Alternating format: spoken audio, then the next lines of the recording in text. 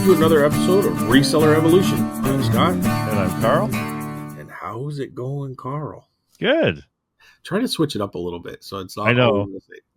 I was listening to last week's episode there. It's like, oh, nice one. Get the old hillbilly craziness going on. Oh, we have to be careful. We don't want to offend anyone. We have to be really careful. I don't want to offend anyone. Offend anyone? How? I don't know. Weird accent. I'm a hillbilly, dude. I can't offend myself. Oh, right. Okay. It's all good. So, what episode are we on? What episode are we on? That's a really, really good question that I'm going to answer really soon. We're on episode number 40. 40. Yes. 40. Topic to be decided depending on how it goes. It's hard to believe we're going 40. Yes. It's funny. Like sometimes we'll decide on a topic beforehand, but sometimes we get to the topic and then we found out neither of us have done any research on the topic. No one's done their homework. And then we go, but we always find something to talk about, I find, right? Like, or we get on some, as Randy says, we go into a cornfield, and by the time it comes to time to talk about the topic, we were already 2.5 hours in. So. It's too long already. We don't even have time. We run out of time. But no, how's things going, Carl? How was your week? Oh, it was pretty good. One thing I want to say is next Tuesday, 8 p.m. Eastern time, I'm going to be on the Two Dog Digs channel. And I'll be on there with Cameron. I don't know if you remember Cameron. He has shown up to the Sunday Night Lives a couple times, but he's someone I see in other channels. Not sure. Yeah, that's fine. But hopefully he's going to be on Tuesday. I asked Craig and Rick if they'd mind if we brought in someone else. Okay. And that's on YouTube. That's on YouTube, 8 p.m. Yeah. Two Dogs Digs. And what we do is we talk about the sales from September. I'm going to cheat, though, and I'll probably have to put in 2 months because the sales have been so bad. Really? Okay. Oh, yeah. They've been pretty bad. But you know what I have been doing is I've been listing. Nice. And I've been using that competition thing. And I'm really upset because I'm doing the competition against Adam, and Adam was just like tearing away first place. But I was solidly beating you, and I was solidly beating Craig and Rick. And then all of a sudden, some guy got here, lists 1,000 soldiers, bam, bam, bam, 22 listings in one day, which is a lot for me. All over like $40 or $50 at least. And it's like, oh man, now I'm so far behind again. Yeah, so, I'll be listing. I have a plan. I want to list first thing in the morning. I want to start listing those. They're actually very quick and easy. Yeah, it's even better. Yeah. Get those metal toy soldiers listed. I want to do 10, and then I want to do 5 throughout the day. This is throughout the day. Then I want to do 5 different items. And if I'm still feeling energetic and I have lots of time, I'm going to go right back and then list as many of the toy soldiers as I can. Dude, I got through maybe a third of the first box, and I've got 30 listings on. Like, it's insane how many pieces are in those boxes. Wow. There's going to be more here than I expected. That's so good. Yeah. So I expected roughly 40 per box. And this one's going to be over 60. I know there's a couple that have a thinner package and they get into the 70s. I know that. But for the most part, these like hard cardboard boxes, I thought there would be about 40. But there's going to be like 63 or something in this first box. Wow. And I got 18 boxes. I know. You know what I mean? So it's insane. So now I'll talk about my stuff. I want to keep talking about yours first. How was your week? How's things going? So, updated the week flea market. It was even worse. I sold $63 worth of stuff. Okay. And it was dead there. Yeah. It was so dead. And most of my sales were actually to like other booth owners. So we're like eating our own. Sale's a sale. A sale's a sale. A sale's a sale. And I have no complaints about that. It was just, but it was really dead. Now, it's, like I said before, it's always hard to tell, but the coin guy said this is his deadest day he's had in forever. I know people like tend to say that a lot, so I never quite sure, but it was really quiet. So hopefully with fall coming up, maybe it'll speed up again. It's fine though. Like I don't so far I haven't found the days are dragging, which was my big fear. Oh, and the nice thing is, so the booth next to me had been empty forever, and the guy was finally back this Sunday. So much for my plans of taking over his booth. But he had we were talking about like what his booth is he does like advertising. So like he can do mugs, he can do stickers, he can do banners, that sort of stuff, right? What's interesting is I was complaining about the internet, and he has one of those things that actually brings the internet into the indoors. So for 3G, those things are expensive. So I was like, oh, hopefully he'll actually bring it in. So I'm hoping he'll do that. Oh, okay. Yeah. So yeah, like I've been listing a lot of stuff. Oh, I want to thank Harry Humstone for giving us a shout out. Sure. Oh I yeah, really you appreciate saw that. Yeah. Yeah, and I mean just sourcing different stuff. It's like right now, like when I source stuff, it's like, okay, I really want to concentrate on the eBay, but I'm not going to turn down booth stuff. And then when I get home, it's like, okay, is this going on eBay? Okay, put it on eBay. If it's going to go to the booth, price it, put it in a box, get it ready to take in for the Sunday. Because if I don't do the work right away, it piles up, right? As I'm sure you know. And I meant on the Sunday show, I meant to thank Harry for that too. Like he was talking to you about you with something that you like to buy or something like that. What was he? Skylanders, yeah. The Skylanders. But he referenced this channel because of you. So I was gonna give him the shout or thank him for that as well, right? Because Yeah, the Reseller Evolution thing. So I'm glad you said that, but I'll have to. I don't know. Maybe you come on this Sunday show, Carl. What are you doing? definitely won't be. No. No, it's my birthday. Oh, it's your birthday! Happy birthday, buddy! Wow. So I definitely will not be on the show on Sunday. I'll be Okay. having my cake. Well, you missed last week's too. I know. So We're looking for you. we go through these cycles of like Sundays is like family time, right? Yeah. And sometimes it just hits right in the middle of family time, but what are you gonna do? That's gonna happen, right? But yeah, thanks Harry. If people are listening on Spotify and they don't already know, Harry Humstone has a channel where he videotapes himself doing garage sales and all the stuff he buys. He's hilarious. I think he's in Delaware, United States. Yeah. And he's a really good guy. So give him a chance. And like the nice thing is he's not like he's doing this part-time. He's doing this until like he enjoys all of this stuff. He really likes, what does he like? He likes Coleman lanterns. He likes old stuff, old glass, and old glass, toys, typewriters. So sewing like machines. Yeah, down to earth though, which is really good. But he'll grab just about anything. Like he's grabbed ephemera. He grabbed a sword last week. Yeah, the sword was pretty cool. Yeah. So thank you. He sells on eBay. Yeah, and he sells on eBay, and like I said, he's relaxed. That's the main thing, right? So yeah. Thank you, and Harry. He takes the camera out to the yard sales too, which is brave. Yeah, like to get out there and get right into the yard sale with the camera on and the conversations and stuff like that. It's kind of funny. So yeah, no, it's good. Speaking of that, so this last Saturday I did go garage sales. Now I think there's only like 4 when I drove around. They're really dying off now. But what I did go to, I used the power of I have a stall. And what they had some old marbles there at the garage sale. Oh, actually they didn't. They did not. They said, "Oh, what are you looking for?" There's a few people who were having the garage sale, and I said, "Oh, I'm looking for old stuff for my booth." So, they started showing me like the stuff that they had.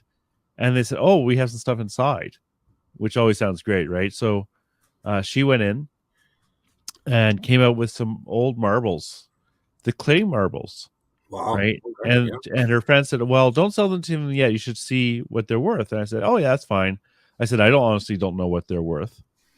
Uh, and then the other woman who said, uh, wait to sell them said, "Oh, I live in Canada, which is the other side of Ottawa, and I'm Yeah. planning on getting rid of a lot of stuff. So do you have a card?" So I gave her my one card, but unfortunately, I have not heard from either of them since. But And when was this? this is Saturday. Yeah, it could take a couple weeks. It could All of a take a sudden, couple weeks. yeah, yeah. So, anyways, the marbles, which are clay, actually are not valuable at all. They're pretty common things. I found out. So, Some can be valuable. I don't know. I don't know the difference. I know like there's some German ones and different things like that, but I don't. It's like stamps to me. You know what I mean? I couldn't oh tell yeah, you a yeah, good marble from a bad oh marble. yeah. Don't get me wrong. I'm not saying all marbles. I know there's like onion skin marbles, like glass ones, can be really good. I Yeah, just take my quick look at old clay marbles, like just generic ones. They're not super valuable. But yes, there's definitely $400 marbles out there. yeah, Some that glow, stuff like that. But it wasn't even that. It was more about the reason I wanted to bring this up was more about the connections and the follow ups and how I should have handled that. Like the worst thing is I didn't even have any business cards. I had one single business card, so I couldn't even give them two, one each, which is kind of sad. yeah. Um, It happens. Just write your number on a piece of paper. yeah, yeah. My business cards don't even have my phone number on. It's just my email address. I know you said that you don't. Okay, I'm not gonna put words in your mouth. Yeah, But I was gonna say, I really think I really want to get a website up. So because I think people are going to be much more comfortable going to a website than they are going to be calling me or even emailing me. But I know my impression is you felt a little different about that. That the generation that we're talking to, that's not as important. But you say what you think, not what I think you think. yeah. I didn't say I was right on it. I just said that I'm not going to waste the time putting up a website when I don't think, in my opinion, it Yeah, would pay off when I can simply give my phone number. Like, dude, I get lots of calls back. You know what I mean? Like, yeah, I get private pics and stuff like that. So it's not something that, I think most importantly is when you meet somebody and you give off the right impression at the beginning is more important than anything. You know what I mean? Come across as friendly. I like to buy a lot of stuff. Whatever you yeah, got, this is what I do. Um, and I don't know. I think that's kind of the most important thing. To go to a yeah, website and stuff, I think it's easier to pick up the phone and just call someone, right? Like I've already had a conversation with you. They already feel like they're going to know me. You know what I mean? yep, So, yeah. um, Anyways, I need to get my business cards redone. Anyways, I think I'm really happy with the ones I had, but I think I could improve them a little bit. Maybe but get the that, guy next to me to do them. Actually, but what I was saying there is just my opinion. That's how what works for me. If you yeah. think a website will work for you, then that makes sense. I don't have no problem with it for sure. So who's the one with like 18 boxes full of toys from a private pick right now? Yeah, that wasn't even from the same thing though. That was from someone that I'm friends with setting that up for me, right? So, but he doesn't have a website either. So, Oh. Nice. There you go. There you go. So what else did I pick up? I picked up some canes. I was like, I don't know if I should have picked these up. They're kind of funny. Oh, I did buy some stuff on Max Sold just last night, and it's like all the stuff I'm not familiar with, and it's just like I'm just gonna buy this stuff, and hopefully, even if I sell them for what I paid for them, they'll be okay. So I picked up some snowshoes. So we'll see how those go. Do you know anything about snowshoes? uh, I put them in the booth, but I don't get near. Like I think they go for around like I don't know, probably 80 to $100. You're talking old, like the wooden ones, right? Not the newer versions. Yeah, old ones. Yeah, there seems to be a couple So different styles. Like some of the styles have like a really long stick out the back, yeah, and some of them are shorter. yeah. So my experience is they sit for a long time. I'll Yeah. put them in a part of the booth where they're more of a decor piece, and every now and then they'll sell. I think people use them for like maybe like basement decor or a cottage or something like that. They'll buy them for decor, so they're not going to spend tons of money on it. They're kind of looking for that thing that looks like art, you know, kind of gives that rustic kind of that old time vibe. You know, same as wooden water skis or golf clubs or something like that, right? Like so they're not going to go spend hundreds of dollars on them, but they'll probably pick them up for decor purposes. That's my experience of what sells out of the booth. I've never sold any online. Yeah, I'm not planning on setting them online. They'd be for the booth only. I So if you spent can pick them up for 10, $15, I would grab them, put 65 to 85 bucks on them, see what yeah, I happens. picked these up for more. I picked these up for 30 a pair. So Okay. I figured, well, if I get 60 to 80, Yeah. then I'll be okay. But Yeah. You got no commission coming off. So yeah, for sure. yes, Well, yeah, you can do that, right? So yeah.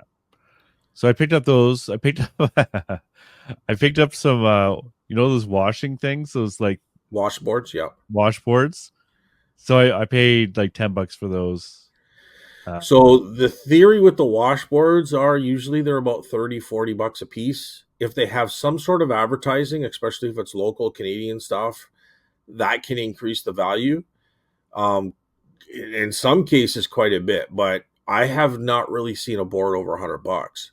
But usually, These are the values that I wanted though. Like when I spend like a 3-to-1 rule, like I know the snowshoes aren't going to be a 3-to-1 rule, but there's enough like gross there that I'm trying to still figure out that market.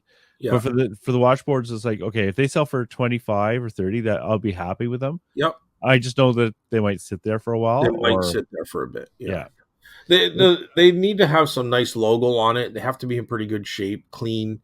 Like a lot of times, you'll find them all dirty and even like muddy paint on them, that kind of thing. Like they kind of want yeah, them a little bit cleaner. okay. So I don't know what yours look like, but So this is like all the stuff I'm talking about, like the experimenting with like some of these. Like I never would have picked this stuff up in the past, yeah. and I don't mind. I don't mind spending $10 to learn. Like it's not that And big a deal to me. if you can get something with no logo on it and you're paying $5 or less, you probably get 15, maybe even 20 bucks on a good day. You know, that's my experience. That doesn't mean that everybody's experienced the same thing, right? Like, True, what, but this is what, the sort of thing that I figure you know a lot more than I do. And like I said, I picked this.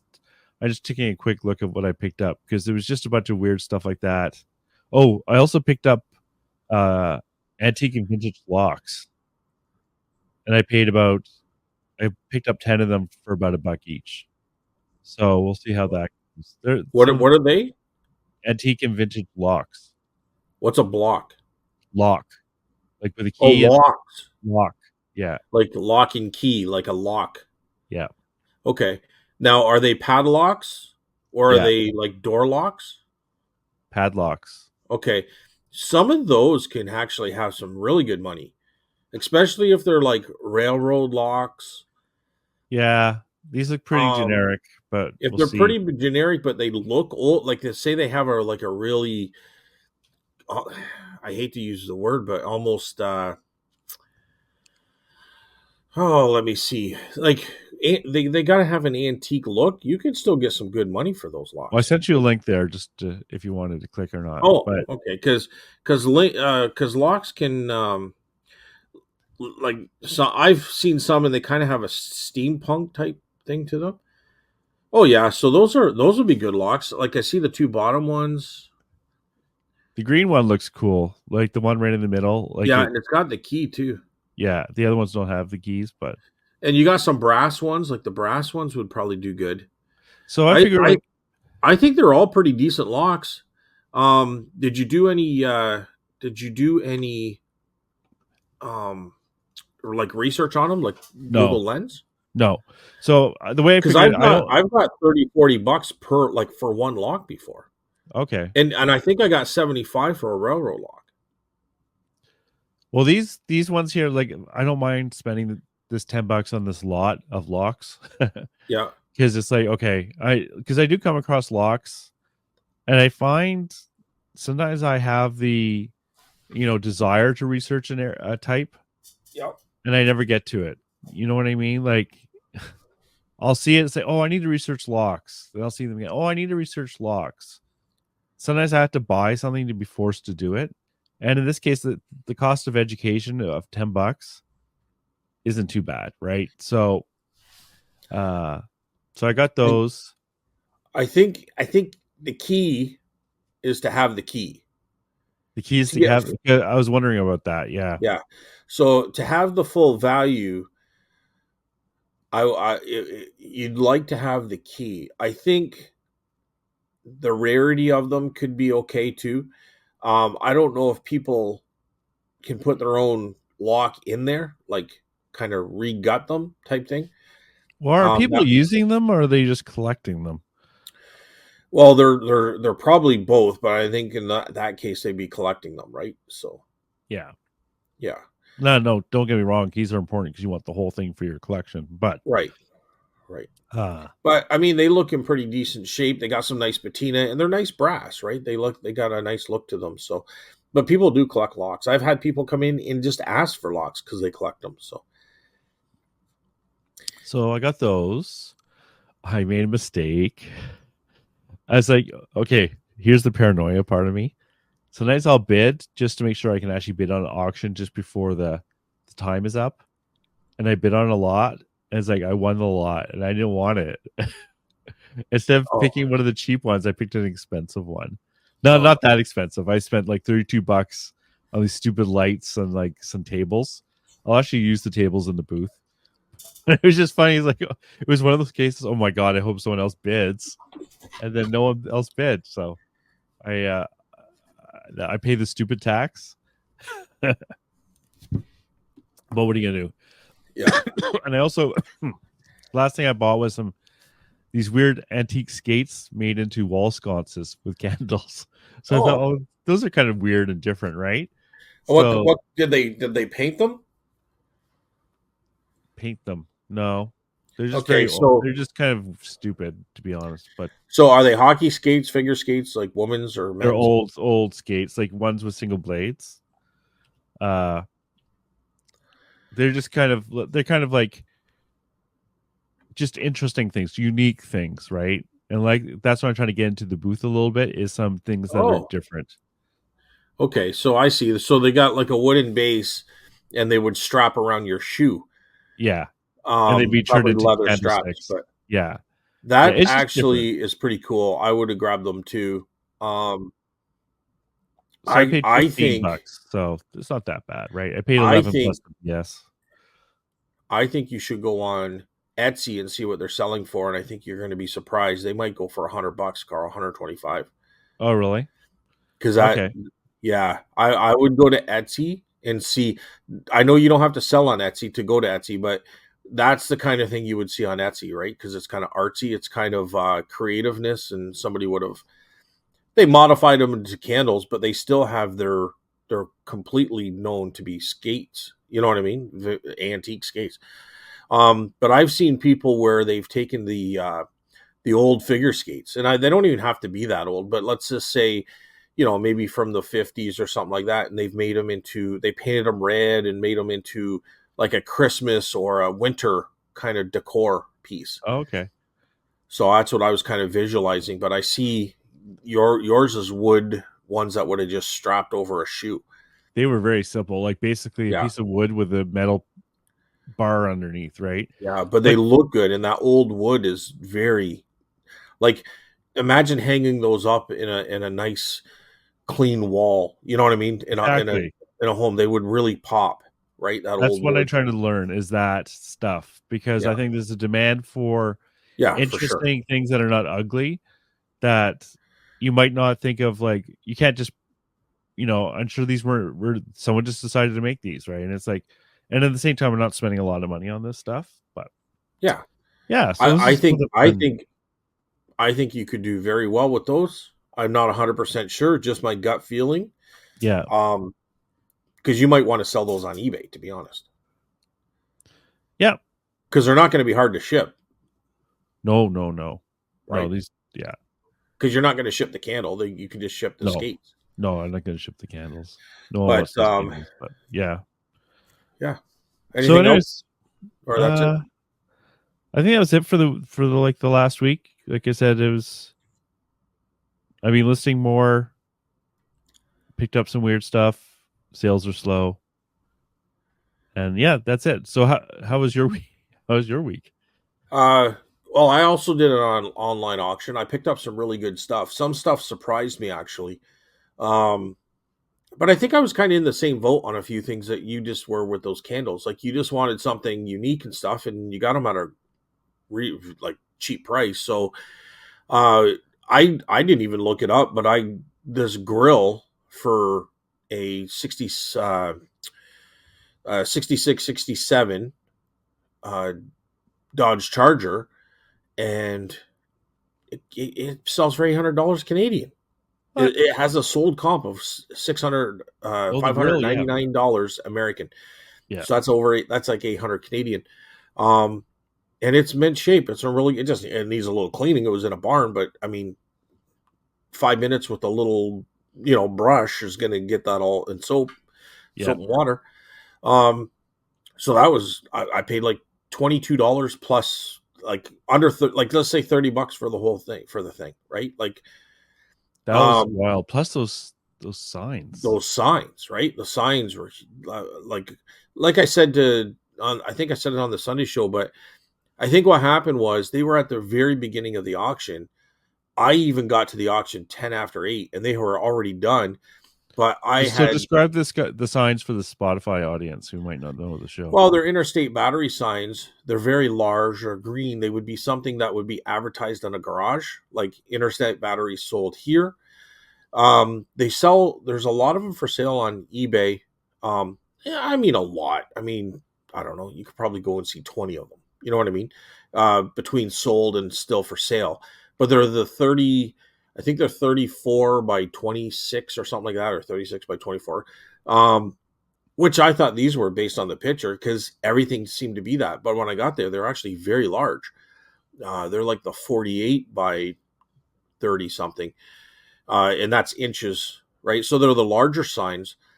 So I think they're going to be even worth more. So the ones that I see on eBay were around 100, 150. I saw some go to 200, which I think was a little high. I'm thinking more of 100, 150. But because of the bigger signs, I think I saw 200 US for a sold comp. So I'm thinking 200 Canadian, 250 is very reasonable. And they're the type, like this kind of stuff is pretty good right now. Garage stuff, car stuff. It's still not it's still not like a petrol, a nice, Yeah. you know, gargoyle oil or something sign. Um, but anyways, I was pretty happy because I only paid I paid $16 plus uh, buyer premium and stuff for that one, and the other one was $20 or something like that. So where So how are you under gonna fifty sell bucks for these? both. What's that? How are you gonna sell these? Oh, they're going in my booth. Right. Yeah. So you can just put them on the wall and Yep. I'll just hang them. I'll just put them on the wall. I have a ledge that I've made instead of hanging because it's a little bit higher and it would be very hard. You'd have to get a ladder every single time to go up and then unhook it. Or if in this case, I would screw them into the wall. So you'd have to get you know, you have to get a drill and or a screwdriver and blah, blah, blah. So what I've done is I built this ledge and I just set my pitchers on top of it where they lean against the wall. yeah. But they've got this ledge to kind of brace them, like they sit on so you just pick them up, right? So I'm just going to set them on there.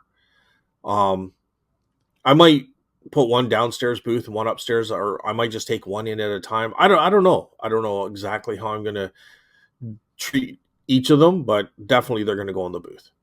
Okay, cool. But I got a lot of stuff like the grill, the signs. I got some hubcaps. So I sold Ford truck hubcaps. I think they're kind of like I don't know 70s.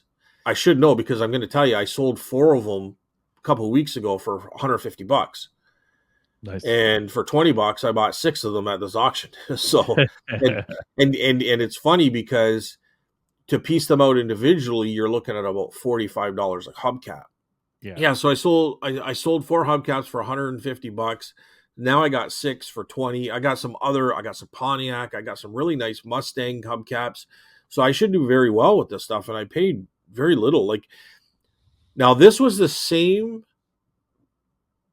estate where I got those VHS tapes. And I'm going to talk about those VHS tapes in a second here. But they had such a big estate that they had to do it was an online auction. They had to do it in 3 stages. So part 1, part 2, part 3. So I got the VHS tapes on part 2. So I went back, obviously this time, for the part 3 of the estate auction. And I got all these hubcaps and car parts, and it was just a great little score. Is it now for the now? VHS tapes? How did the week do? The VHS tapes I sold in like within half an hour of listing this one. Yeah. It was the sleepaway camp. It was the double flap. We were kind of making fun of like what did the double flap and all that. Dude, it sold for $400, $399.95. No. And it sold so quickly from listing it. It was insane. And I'm like, I probably could have asked 500, maybe even $550, and it may be more. I don't know. Like this person that purchased it just smashed on it right away. Wow.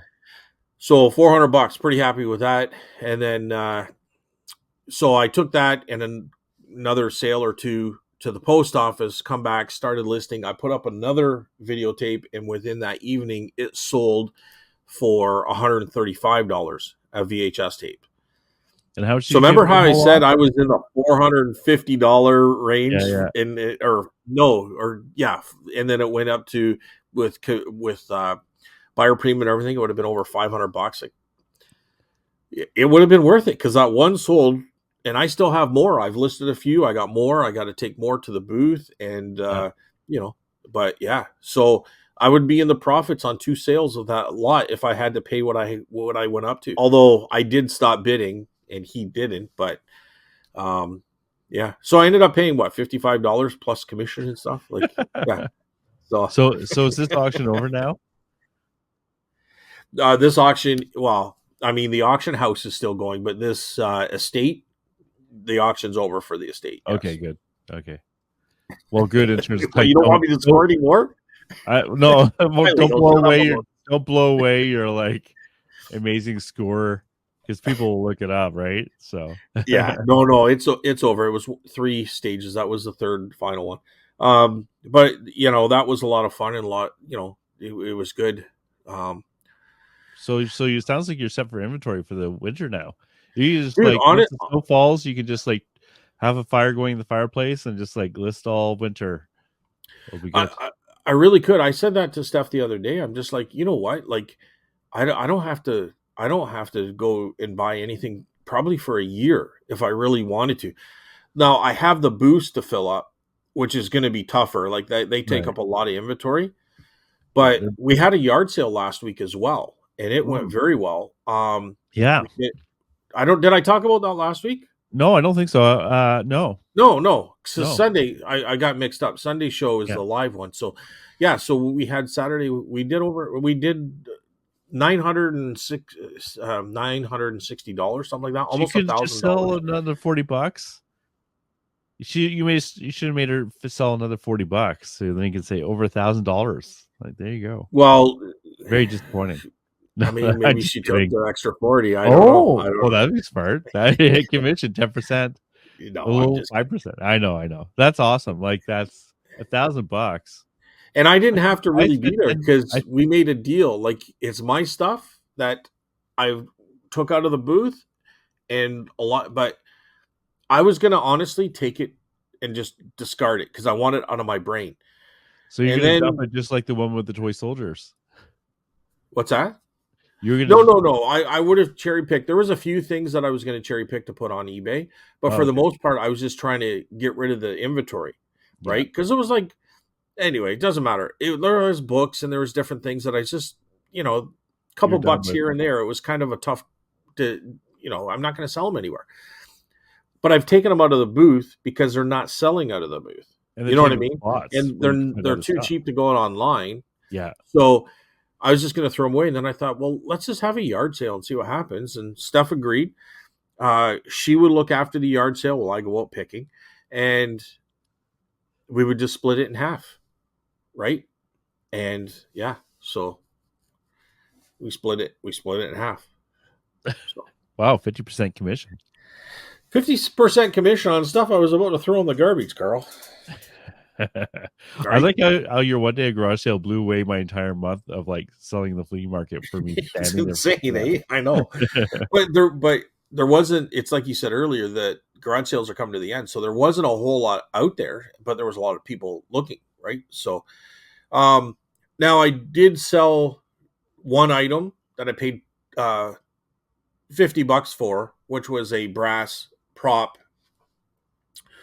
for a boat, like a propeller, and he paid me 200 bucks for it. So that was a that kind of skewed the numbers a bit, but yeah. I did have $400 in the booth on it, and I was going to put it on eBay for $500, but it's big, it's heavy, and it, Yeah. and I'm like, honestly, because he was looking at it, I said, honestly, he saw the tag because I still had the tag on it from the booth. He goes 450, eh? And I'm like, honestly, I said, I know what I paid for it. I said I would do 200. I would go half on that price at 200. I said, because I'm just going to be tripping over it. It's going to be sitting here. I'm going to be stubbing my toe on it. It's big. It's super heavy. And would I buy it again? 100%. If I got $50 or less, I'm buying it again because they are worth 400 to 500 bucks. Yep. But it's hard to say no when I see that kind of price. But okay, I got 200. I'm good. You know what I mean? So, but Yep. No, it's really good. yeah. So anyway, I saw one at the booth. Actually, people were looking at them. One thing, as an aside, when I was talking to one of the other booth owners there, she said they used to make a fortune. Not a fortune, but they used to be really good when they were just doing furniture at the flea market. That kind of surprised me. yeah, you can do well with furniture, but I don't think right now It's furniture is that working. time. Yeah. So overall, I guess the week's been like it's been really good, and it's Yeah. just been busy, and I just got a lot to catch up on. A lot of inventory here. I enjoy picking. I'm not going to stop picking, but I do No. have to be very very picky on what I'm buying because I got so much stuff that I have to get out. You know what I mean? So, Yeah. and if I I, didn't pick until 2025, that's probably the smartest way to do it. It's not going to happen, but that would probably be the smartest way to do it. Just from here to the end of January, just list. That's probably what I should be doing. I like to get to the point where I'm not buying marginal buys just for the hell of it. Because sometimes I find if I haven't sourced for a while or haven't sourced like a win, there's a temptation to do that. Um, Like I one don't, I last, don't think I bought a marginal buy in a long time. I can't unless you can think of something. But I don't other than beavers for beaver time. But I mean, well, that doesn't count. Yeah. but I don't think I've done that for a long time. I'm just trying to look around quickly, but I think I just want to make sure that it's got to be a perfect price point. It's got to be something that I just can't say no to. You know what I mean? Yeah. And for me, I've been doing more marginal buys because I'm trying to figure out what sells at the flea market. And I think, like I showed you those locks and stuff like that, or like the I guess a good one is the snowshoes, right? Like to me, that's a marginal buy, but it's me just trying to figure out what Right. sells there Yeah. versus what I think actually sells. And the other problem too is like with the flea market, I think some people don't even know how they're doing, if that makes sense. Like I record everything I buy, everything I sell, right? Right. So I can at least get an idea of what is selling. I think some people are much more like they don't care. They're almost there for other reasons. So, and I don't feel comfortable enough. Like I'm not going to go to someone else's booth and say, "Hey, what do you sell?" So I can buy that and sell that stuff too. I still getting the feel out. I'm trying to watch as people walk by and see what they walk away with. But Well, I just see just from the snowshoes, the fact that you bought those skates that are now candle sconces. and the padlocks, like you're changing and taking a little bit more. I don't want to call it risk, but you're learning through buying and experience. You're Hands-on learning through experience. experiencing, Yeah. because that booth gives you that option where you can't do that on eBay, because if your experience is no good, you're redonating it basically. But now you can throw it in the booth and get your money back, or even make a little bit of a profit, right? So And with the booth, it's much more physical experience of buying and selling the object. Because if I buy a bad buy for eBay and it goes in a bin and it sits that in that bin for 2 or 3 years, I don't really notice. yeah, It's not like I'm ever seeing the object. It's just sitting in a bin in the back, right? As opposed to the flea market, when you're sitting there, you're staring at that thing for like a month or two, you'll quickly realize, right? yeah, But but even a month or two is nothing in a booth. Like yeah, I have to get over don't that. you I have to get don't over that. throw it out because it's been there for a couple of months. Sometimes things will take 6 months, a year. Sometimes things will even take longer. Yeah. I think after a year, you're kind of like, you know, it's kind of going to weigh on you, especially when you're there every day, for sure. Um, but if it's a good item, you don't want to throw it out just because it hasn't sold. You know what I mean? Like I wouldn't throw snowshoes out because it hasn't sold. I would just lower the price a little bit and maybe display them in a different location for a while. Yeah, I'm trying to But figure out like what's important here. Is the price important or is the object important? Because at a certain point, the price doesn't matter, right? Like if you, I'm going to use an extreme example, like for a book. If you sell it for $1 or you sell it for a quarter, it's going to sell just as fast because I don't think that price difference is going to make a difference to someone who wants an object, right? okay, Uh, so I'm trying to figure that stuff out, but you know, yeah, it's but what I throw out is stuff that I got because it was in a box lot, yeah, or box lots, yeah, like that brass uh boat propeller. I wasn't taking out of the booth just because it didn't sell. I was going to try to sell it a different way because it's a yes, very good item. It's just the clientele that's seeing that is not the right clientele. is not the right clientele. It's Yeah, not the people that's going to buy that. There could be a chance that it sells to someone like that, but maybe they missed it. Maybe they didn't see it that day. Maybe I didn't have it displayed properly and they missed it. And it would be a while before another person like that comes by. And it sat there for probably a year. You know what I mean? yeah, And so I thought, well, I'll try it on eBay. Now it sold very quickly. It sold at a yard sale for $200 very quickly, of me taking it out of the booth. Probably less than a week, it sold at a yard sale. But the right clientele came. I was able to negotiate a price. I probably could ask 300. He probably would have taken it. Um, so it's just, I was just going to sell it in a different thing. It doesn't mean it's a bad item.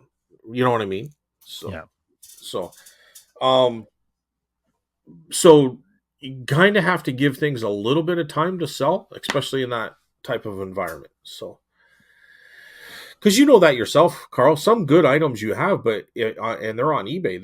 They might take a year to sell before yeah, anyone gets to them, right? yeah, I've looked at things that I thought were really good, and I see 2 views on it. Look at that bowling ball I sold for 200 and or 250 or whatever it was. That lawn bowling ball. It was a great item, but it took a long time to sell, right? So, yeah.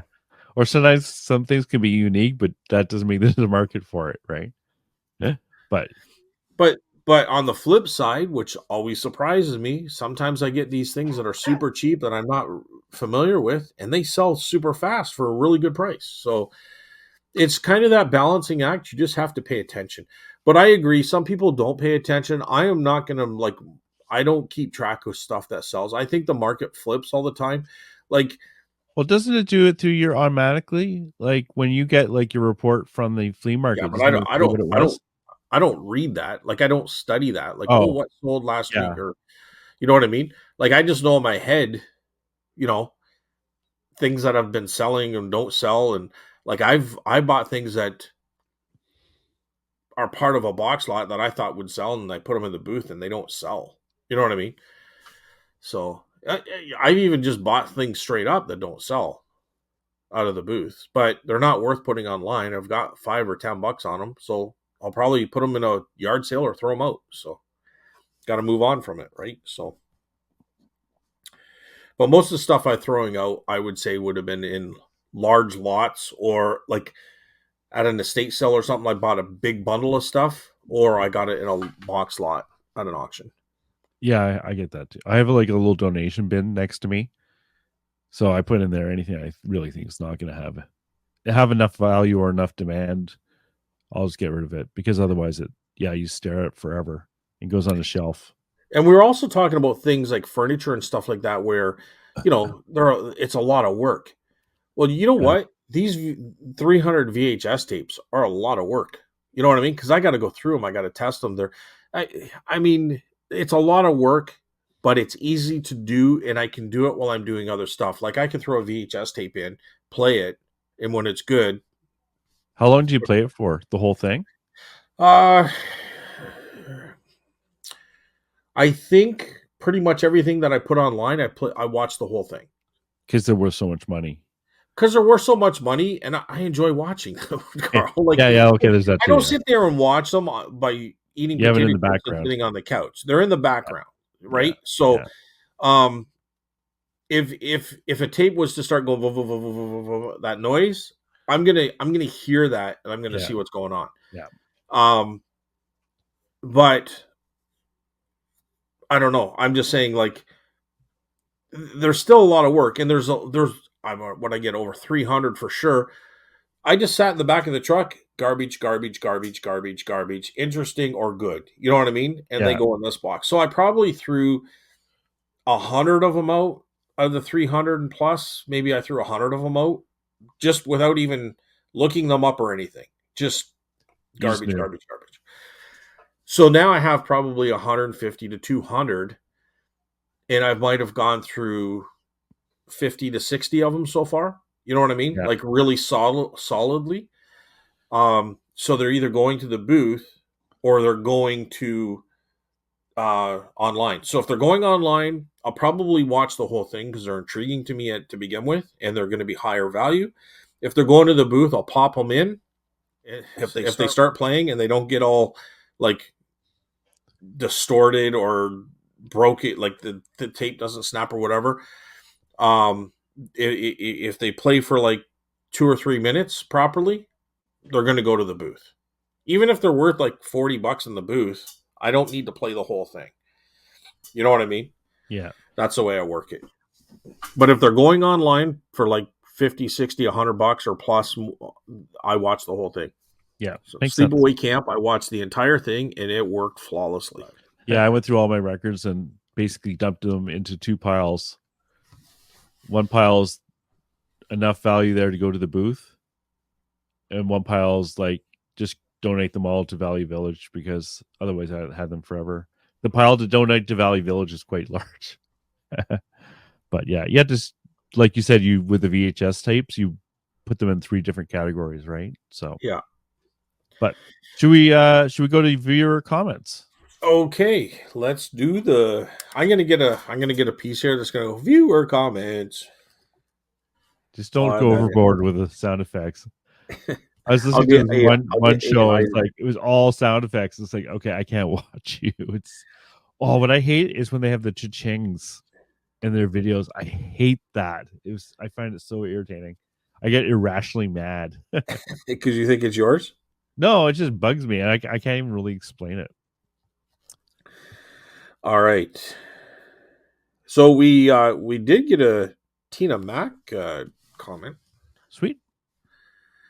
Do you want me to read that first? So we do Spotify and we do YouTube, and Tina Mac watches on or listens on Spotify, and that's where she comments. But you can leave a comment either location. So do you want me to go first, Sarah Carl? Yep. Well, I don't have access to it, so that's probably a good reason for you to do it. Okay. Wow, what a score, Scott. You're so amazing and awesome, and Carl sucks. What? Really? No, I can't believe Tina would say that again about me. No. Okay, so Tina Mac. Wow, what a score, Scott. I've never had luck with finding something like that. Congrats. I need to work to network more. Thanks for the inspiration. Oh, thanks, Tina.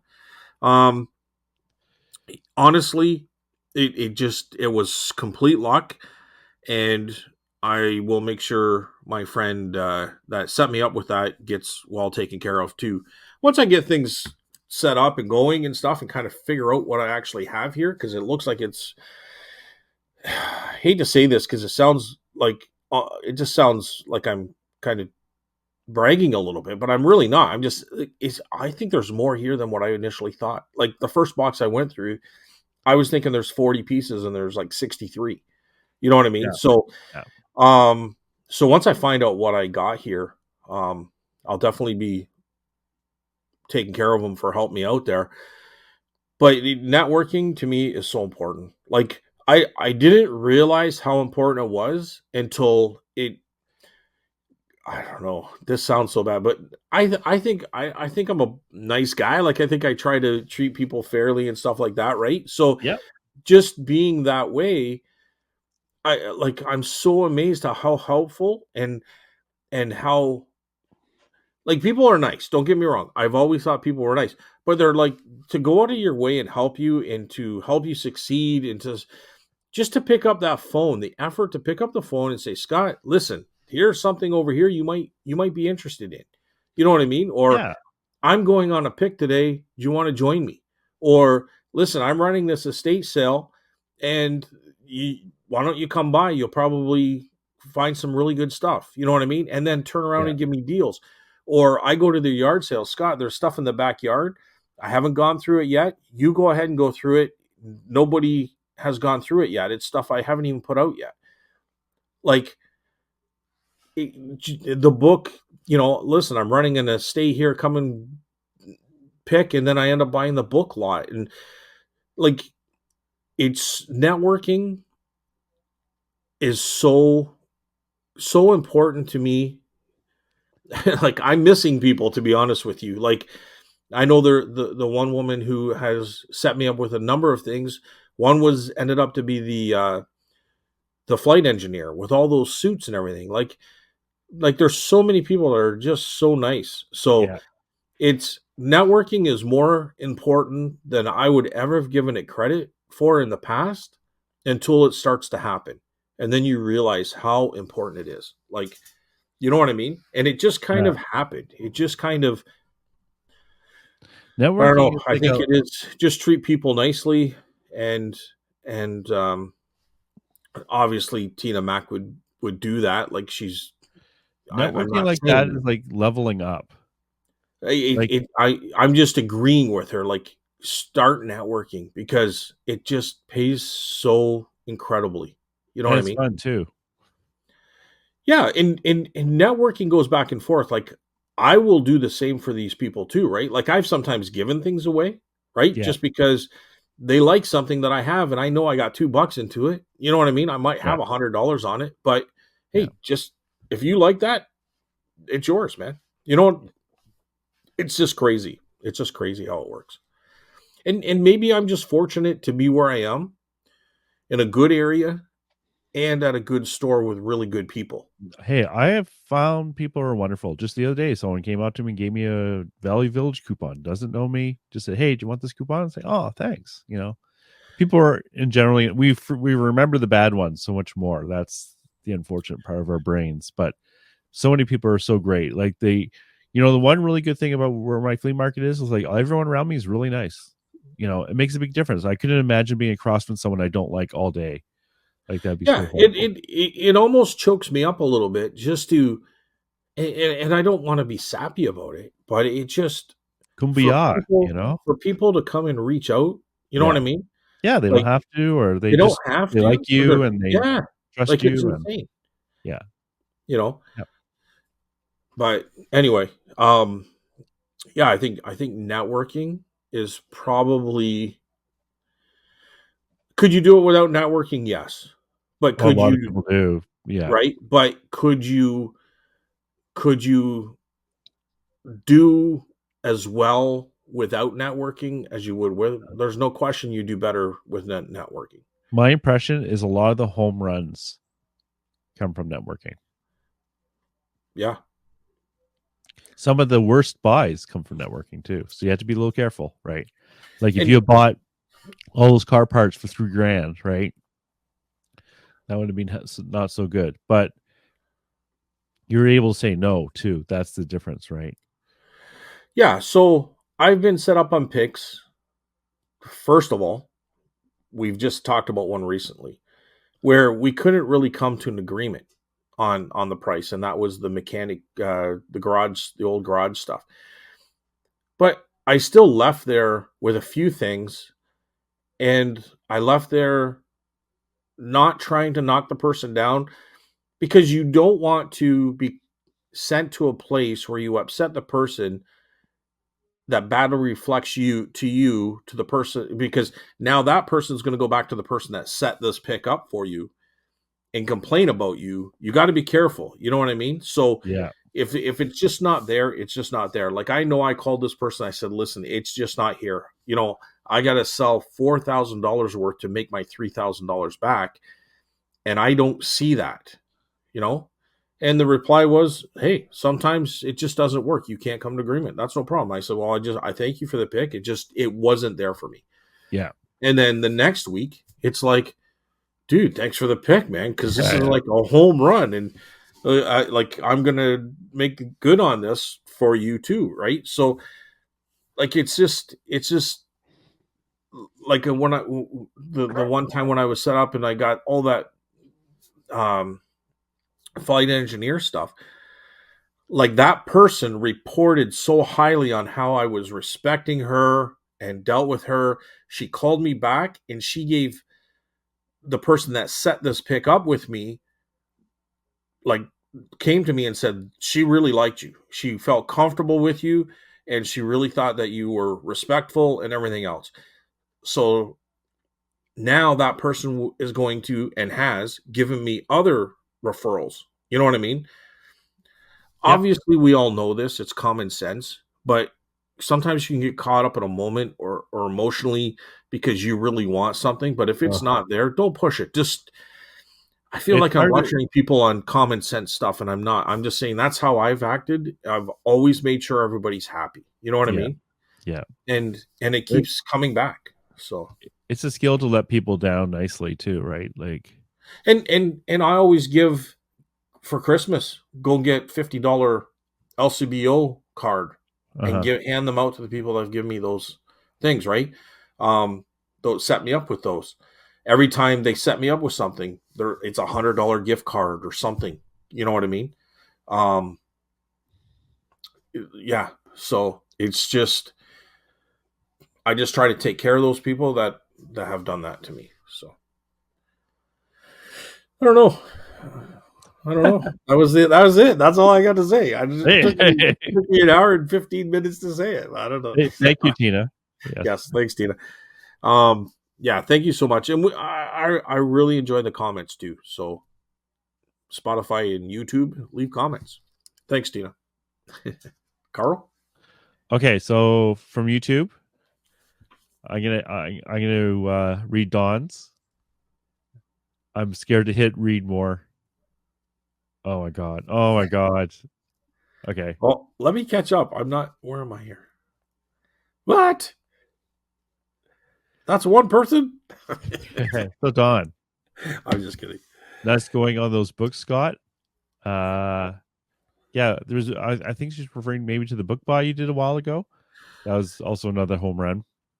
Yeah. I So this big one that I just did recently for anybody maybe new, like just listening, was a ton, like, of the metal toy soldiers. Most of them were King and Country, but there are other ones, like, I can't even remember, but there are other ones in there. And then I think you're right, Carl. This was the book buy that I did about 2 years ago now, is it where I two bought years? My god. 3,000 books for $1,000.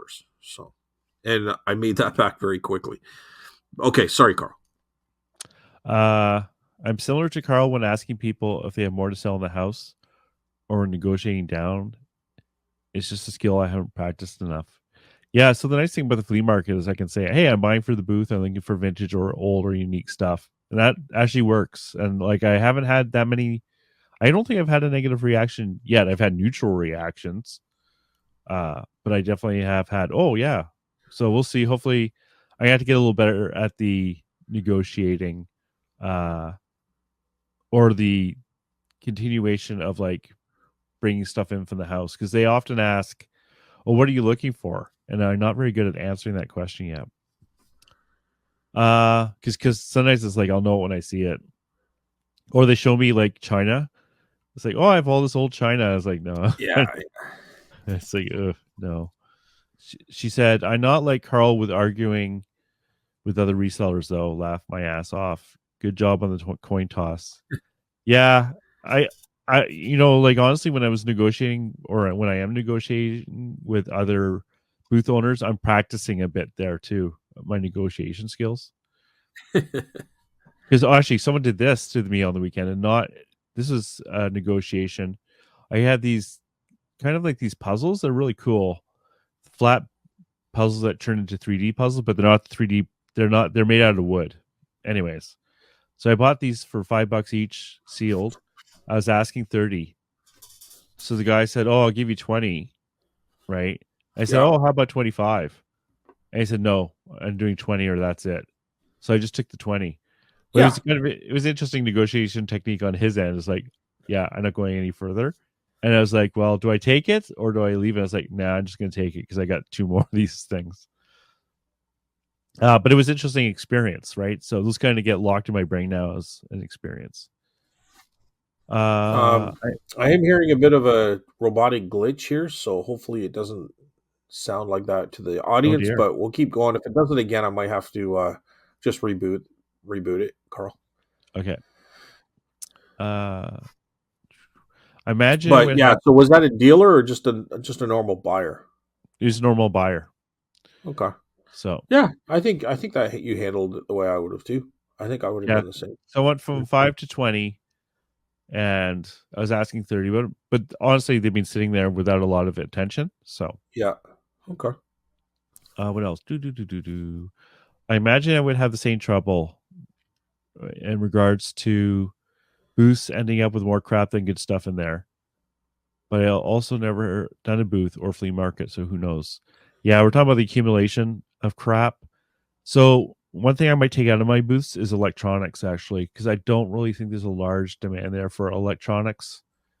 Like old uh cameras for your computer and stuff like that. I have a Yeah. couple of things like that. I was like, I don't think this is the right place for this stuff. So I might just pull it out. Uh there's a Doctor Who coming out that I wasn't aware of. I have failed. Yeah, I don't anyways, I yes, think not we were just kind of guessing because you were saying that you were getting hit with a lot of Doctor Who stuff on your Facebook, and I yeah, I was asking, is there a Doctor Who movie coming out or something? yeah, I haven't heard of one. So I haven't heard of one either. no. I also haven't found anything in Value Village in a long time, but I made a conscious decision to not shop from there for several reasons. So I'm sure there are still awesome deals to be found if you go in regularly. I know Craig from Two Dogs Digs always finds stuff just about every time he goes.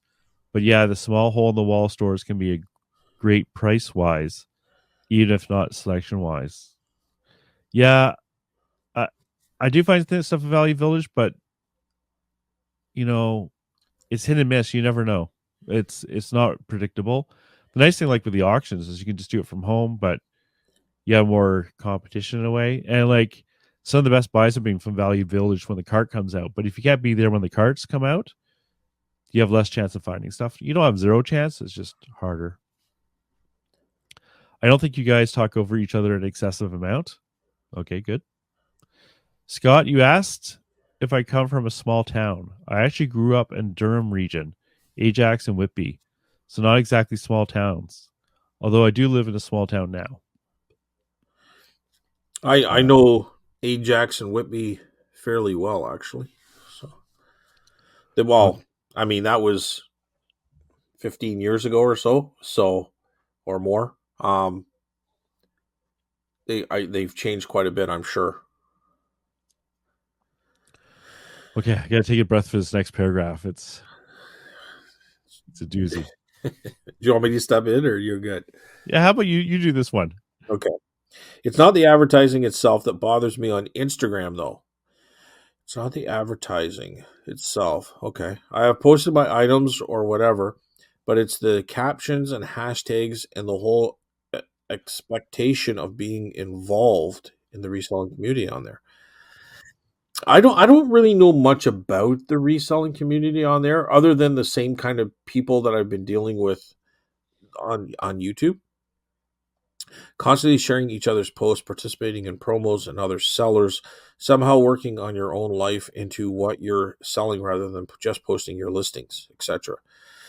So what is she saying here, Carl? Is she saying that It's a lot more personal, it sounds like. it's a lot more personal, But somehow also it's working? like there's a commitment of like you're part of a community.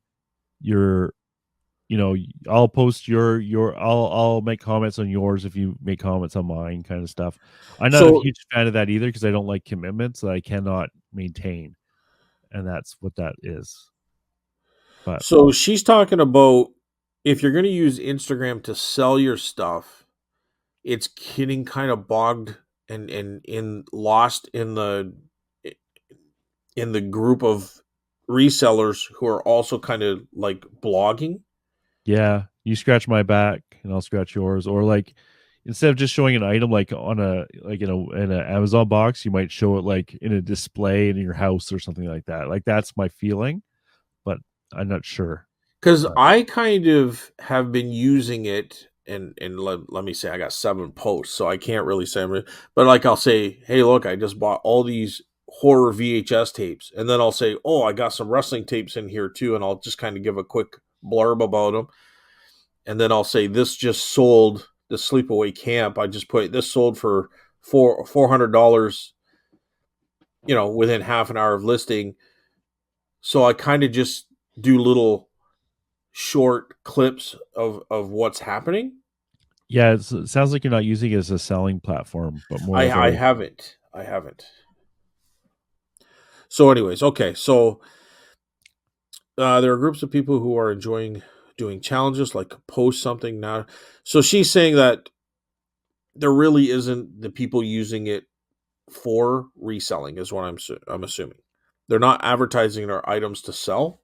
I wouldn't say that. I would say that it's a different way of doing it. It's much more of a social aspect of it than we generally do. Like for us, there's two types of markets, right? Like even with YouTubers, there's two types of people. There's the people like us who are doing like this is what we bought, this is what we sold for, and we enjoy the community. But there's other people who sell to their community, which is fine. Like Paul the Philly Flipper, Yeah. like he always does whatnot sales now, right? And he's selling to his audience.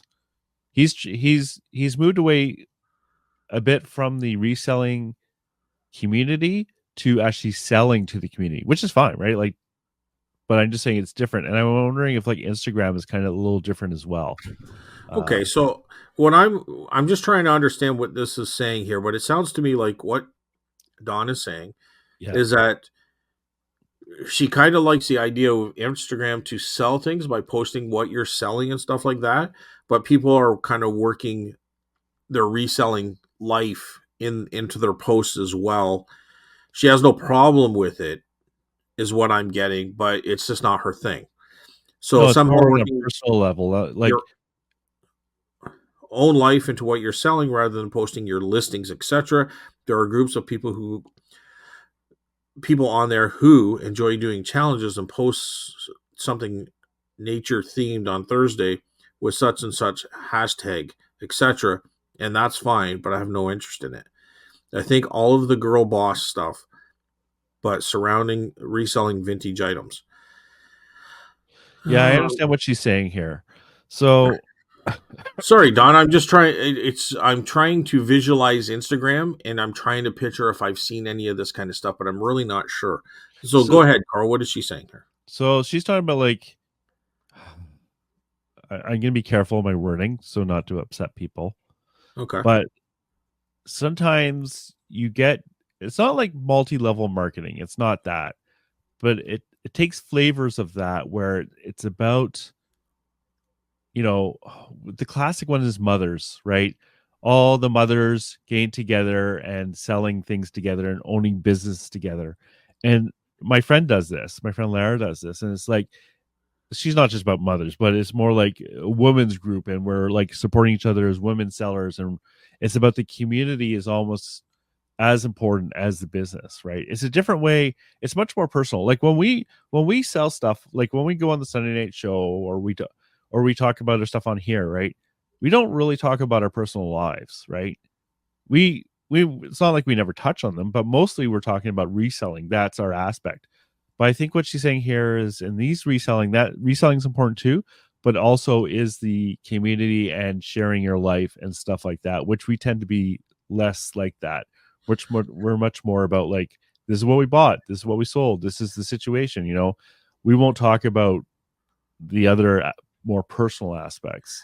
And I think, and I'm going to be careful here too, because I don't want to put words in Don's mouth, but Yeah, I think how I'm reading it is probably how I feel, in that she's saying it's not her, and this is my words, so this isn't what Don's saying, but I'm wondering if she's kind of feeling this way, that sometimes that kind of stuff comes off fake.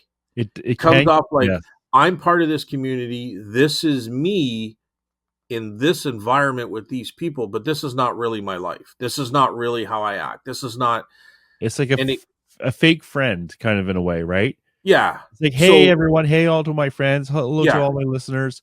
I just want to know that I love you and I really appreciate you. And here's my Amazon links. yeah, yeah, You know what I yeah, mean? yeah, yeah. And I don't want to put words in Dawn's mouth, but I think that's what she's kind of like Okay. getting That's at. what I'm kind of thinking too. And I would agree. I think that's, you can't be like, I think it works short term, but And it you might not can't even be be fake. fake. Like, I just can't do Yeah, that. I come from a small town. it's I not don't know. us. I shouldn't say that. There's a lot of fake people here too, but And um, it just, you it get might not outed even be pretty fake quickly, right?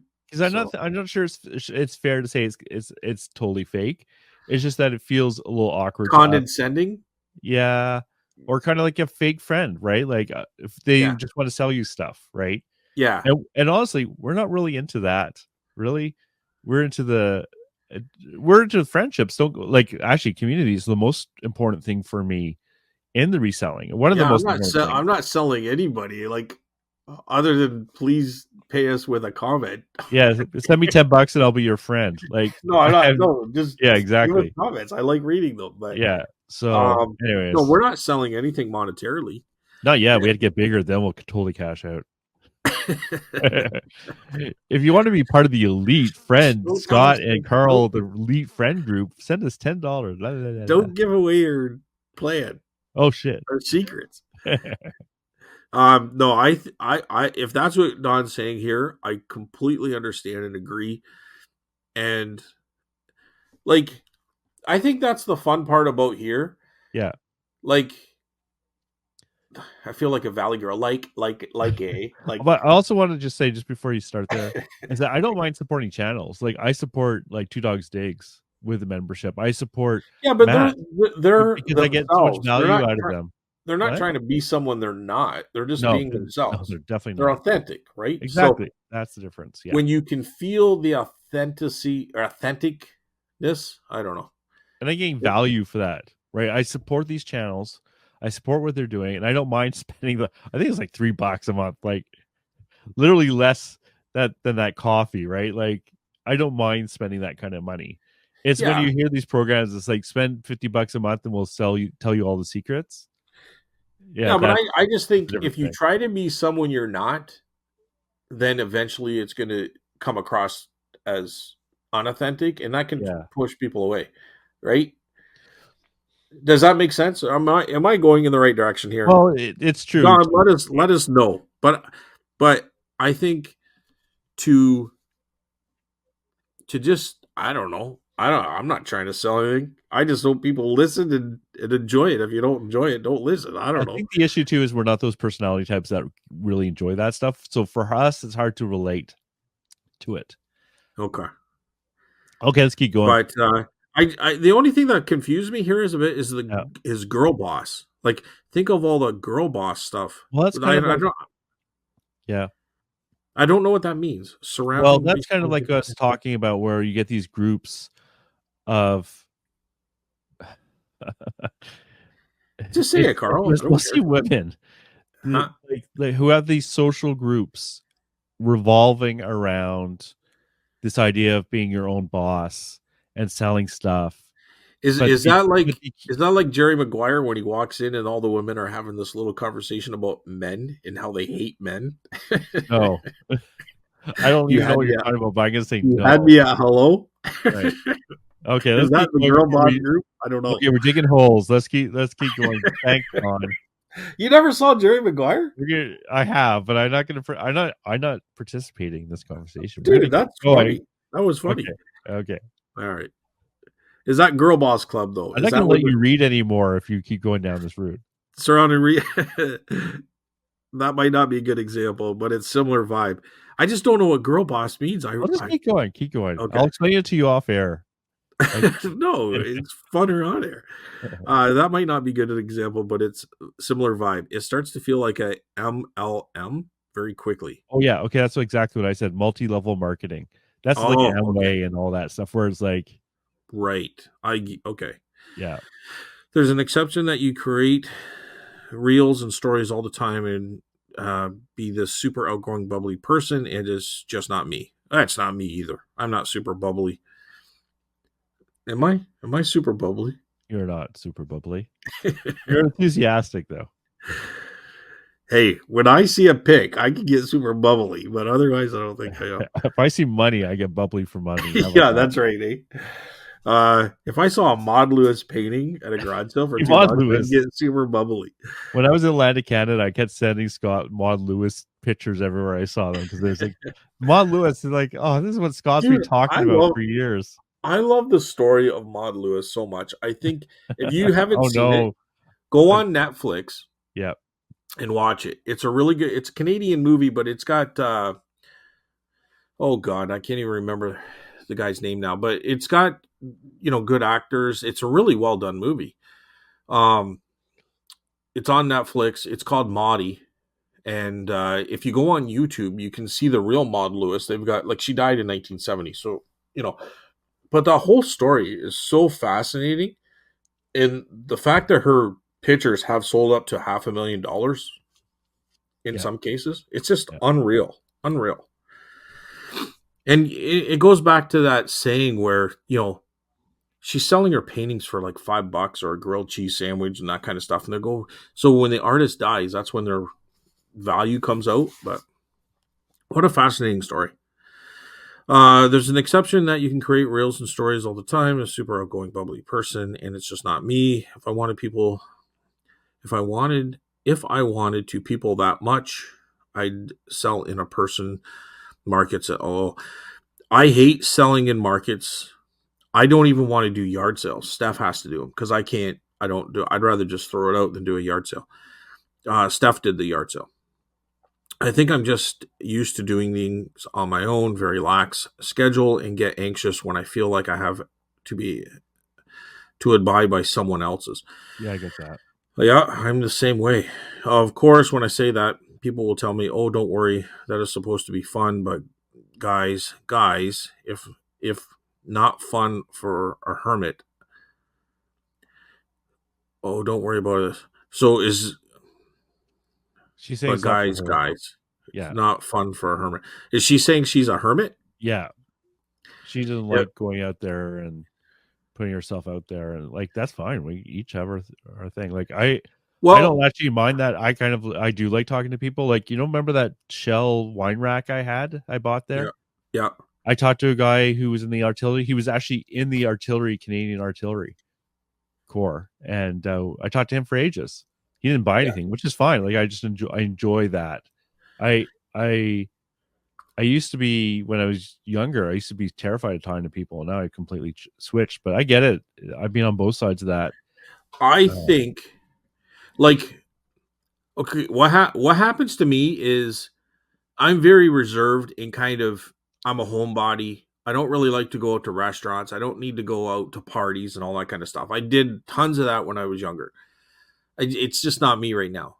But on the flip side, I really enjoy going to the booth and talking to other vendors that are into what I'm into. Yeah. I enjoy that. It's fun for me. Without that, I don't know what I'd be like. I don't know. It'd be interesting to, like, if I didn't Yeah. have that social part of it, what would I be doing now? Just sitting at home all the time? Like, I I've go to always work, said this come about back, that's it? I don't yeah, know. I've So, always said this about men. Women too, but like I seen a lot of men. If we're not careful, we socially isolate ourselves and we think we're doing okay, but we're not doing okay. And for me, this is important to prevent that. Excuse like, me. I could move up to Timmins or somewhere up and have a cottage with a creek if I was a multi-millionaire and I had no worries about anything for the rest of my life. That's probably what I would do. You know what I mean? Oh, Because I would I enjoy that. well, that's good. I couldn't do that. And that's what actually See, I would enjoy that's what that the COVID because I, lockdown taught me. Is what's I that? can't do that. That's what the COVID Yeah, lockdown taught me. When I was such socially isolated, I went woo woo. I went not woo woo. I went crazy. Like my brain went left. My brain went over the cornfields, yeah, and it wasn't until I was forced into that situation that I realized how much socializing is important for me. But yeah. everyone has different levels of that, right? We're on a line, but I cannot be So that guy who goes out into the woods and like what was that famous guy? He had a log wood cabin and he's like out there fishing and like supporting himself. Grizzly Adams, No, no, doesn't matter. I cannot do that. I need this. I realize I do need a social aspect, but Charles not Bronson. okay. Yes, it's Charles Bronson. Yeah. Oh, actually, Uh, what's the guy who the I don't. I think David it was Death Lewinsky or Wish or whatever? something where he went out to that cabin. But anyway, Oh, sorry. What was that? okay. No. So I don't know. It'd be interesting to find out what I'd be like if it wasn't like I enjoy picking. So I I I I don't know, Don. I don't know. I don't know. I think you have to push yourself a little bit to get these. Like I don't know. I don't know exactly how you pick and stuff like that, but I think I can go into a house with a stranger and become friendly with them without becoming fake because I Me wouldn't. too. I don't become fake at all. What I I just find is I'm genuinely interested in what the other person is saying. It's not fake, and right, instantly. I don't but need to know someone for a long time to feel that connection. I feel it within seconds of well, getting I to know them. I don't have connection with that person. I have a connection with the stuff that that person has a connection with, Yeah. and that connection with that same similar item. If I can't connect with it, I'm not buying anything. But if I can connect with it, and that person connects with it because it's their stuff right at the point, like we connect from that third party stuff, I guess. But I'm just kind of saying here with Don is um like I think I'm the same in that I'm not that bubbly person, but I enjoy talking to people. But at the same time, you have to have that, and I'm not saying she doesn't. I'm just saying for me, those connections mean a lot. And I couldn't do it over Instagram either. Like I couldn't become that salesperson. I think I'm reading too much into this. So, but I'm just trying to say that um I okay, but guys, it's not from for me for a hermit. Like I think you have to break that shell every now and then Yeah. and just push yourself a little bit to get, and I'm not saying she doesn't. This is why it's tough. I'm just Well, going by no, the I words. get what you're I'm saying. just going by the words I'm reading. Yeah. So I'm just saying, like, I think I fall into that a lot too, where I can fall into that stay at home kind of thing and not go That's out there. exactly what I was gonna But I say. push myself. I'm very comfortable at moving the dial the other way. But honestly, if I had a preference and I was like I won the $75 million Lotto Max, I'd probably pull myself back further into my own life, my own shell, I guess you'd call it. You know what I mean? Does that make sense? Am I making sense there, Carl? I understand what you're saying. Yeah. Okay. I would say sometimes you don't know if you're going to enjoy it unless you try it. Don't assume you know everything about your own personality because sometimes you're wrong. Not Oh, you. for I sure. meant I meant people in general. Because I would thought I would hate selling to people, and I don't mind it. I don't like forcing selling to people. Like if people buy from me or not, I don't give a crap. Yeah, I don't care. Yeah, But I still want to sell. Don't get me yeah, wrong. But yeah. I'm not going to lie or do things that I feel like I'm not going to hide damage on an item just to sell it. No, Right? I'm gonna write damaged on right. my tags. I'm not going to assume that you should have looked everywhere on every little piece. No, I write it on there Yeah. because I'd rather someone be happy. Like, Usually put as found or as is means that there's something wrong with it. And then oh yeah, on the back of the tag, because you don't want them just to read one side of the tag and miss it, but on the back you can put more detail of what's going on. You know what I mean? yeah. I So find sometimes with auctions you have to be careful. They'll say not tested really means that they tested it and it doesn't work. yeah, no, for sure. If I did have a physical store and did in-person events, then I might be more inclined to do that sort of stuff. But even then, it just doesn't feel like me. And you're gonna look unauthentic, I think, if you do stuff that's just not you. But at the same time, to be you and still do those events and slowly build into that person that you need to be for that event, you can still not be fake, right? Like, What you see is what you get with Scotty and me. We're exactly the same way on the show as we are off the show. Like we're doing this because we want to do it and we enjoy it. We're not doing it to sell stuff, right? and I think the Now, people you talk to are people who are in the same camp. They enjoy it. oh yeah, our community is basically the same as we are, right? It's so we're Okay, not. you broke up there. Say that again, Carl. Say I'd that say again. I'm going to have to edit that. our community basically is the same as we are. We're doing this because we enjoy it and we thrive off of it and we want to talk about it, right? We're not here to sell to each other. In fact, our Right. customers, we don't watch our shows. So, like, if I was to go to a club where they're dancing to like boom, boom, boom, boom, Well, that type boom, of club, boom, yeah, I wouldn't have fun. But if I went to a crowd of people who enjoyed antiques and collectibles, I would have fun. You know what I yeah. mean? I would be able to relate to that group and we could talk that kind of stuff. And I think I would have fun. If I talked to someone who just did Fenton glass, I think the conversation's over in 2 minutes. But if they did a Yeah, lot of stuff, you know what I mean? I think yeah. I think the conversation goes on. I like Um, talking to people about stuff they're passionate about, even if I'm not passionate about it myself. Like just like when I was at sometimes it takes a while to get to know someone. yeah. And so like at the antique mall, there's a guy who does tools nearby. But he's a bit communicative, but not a lot. But I think I can break that barrier eventually and get to know him once he's like we talk about tools and stuff like that. And I enjoy that aspect of getting to know someone. Well, I just want to say this. Don, welcome to the club. Because now you've just helped us go into these cornfields. You're part of the group Oh now. no. Okay, let's Hey, keep that's going. what We're not even Randy said. halfway We'll, through. we'll have these conversations. Oh, We'll go down and we'll turn left, we'll turn right. Then we just hightail it into a cornfield. Well, Don's part of that now. this is turning into a podcast where I can listen to the antique market and on the way back and then a half an hour after that. So, anyways, I enjoy this type of conversation because it digs a little deeper. It's a little bit of the the psyche of a picker. You know what I Yeah. mean? Yeah. So I enjoy that kind of stuff. It's sometimes you got to dig in a little deeper and I just want to make sure I'm getting the right message here and I don't even know if we are, but I think we are. So I enjoy the comment and I'm just going to keep going here.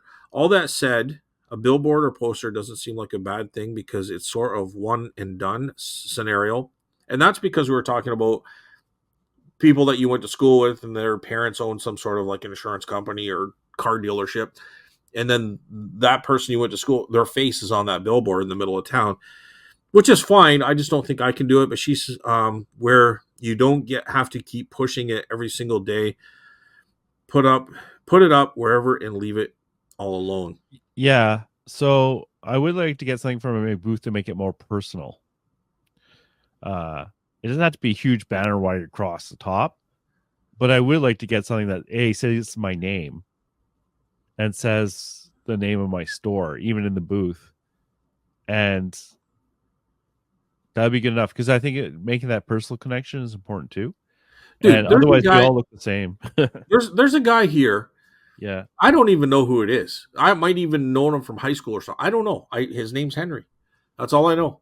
But about a year and a half ago, maybe even 2 years now, I remember seeing this truck and it said Handy Henry. And it was big logo on the side of the trucks, on the back of the truck, with a big phone number, Handy Henry. Black truck, white lettering. Simple. And then I saw a couple signs on a yard. And then about 6 months after that, he had one of the downtown, which is very small little couple streetlight downtown small town thing. He had rented, or he has a location downtown now, and it says Handy Henry. You can't see in the windows, but you just see this big sign, black with white lettering, Handy Henry, phone number. Now he's got like 8 trucks, 8 trailers, and he's got, you see trucks all the time and trailers. I went to a yard sale. In the driveway was a truck and a trailer. They all look the same, black truck with white lettering, Handy Henry. So the marketing was genius. It was so simple, and you see his Obviously signs all over working. the place. He's just take Handy Henry, hammer, and like a hammer and screwdriver crossed over was a symbol. And this guy's like, within a year and a half, has just exploded in as far as like his business. Like I you just see the growth. You know what I mean? So So what are you saying? Advertising works? advertising works.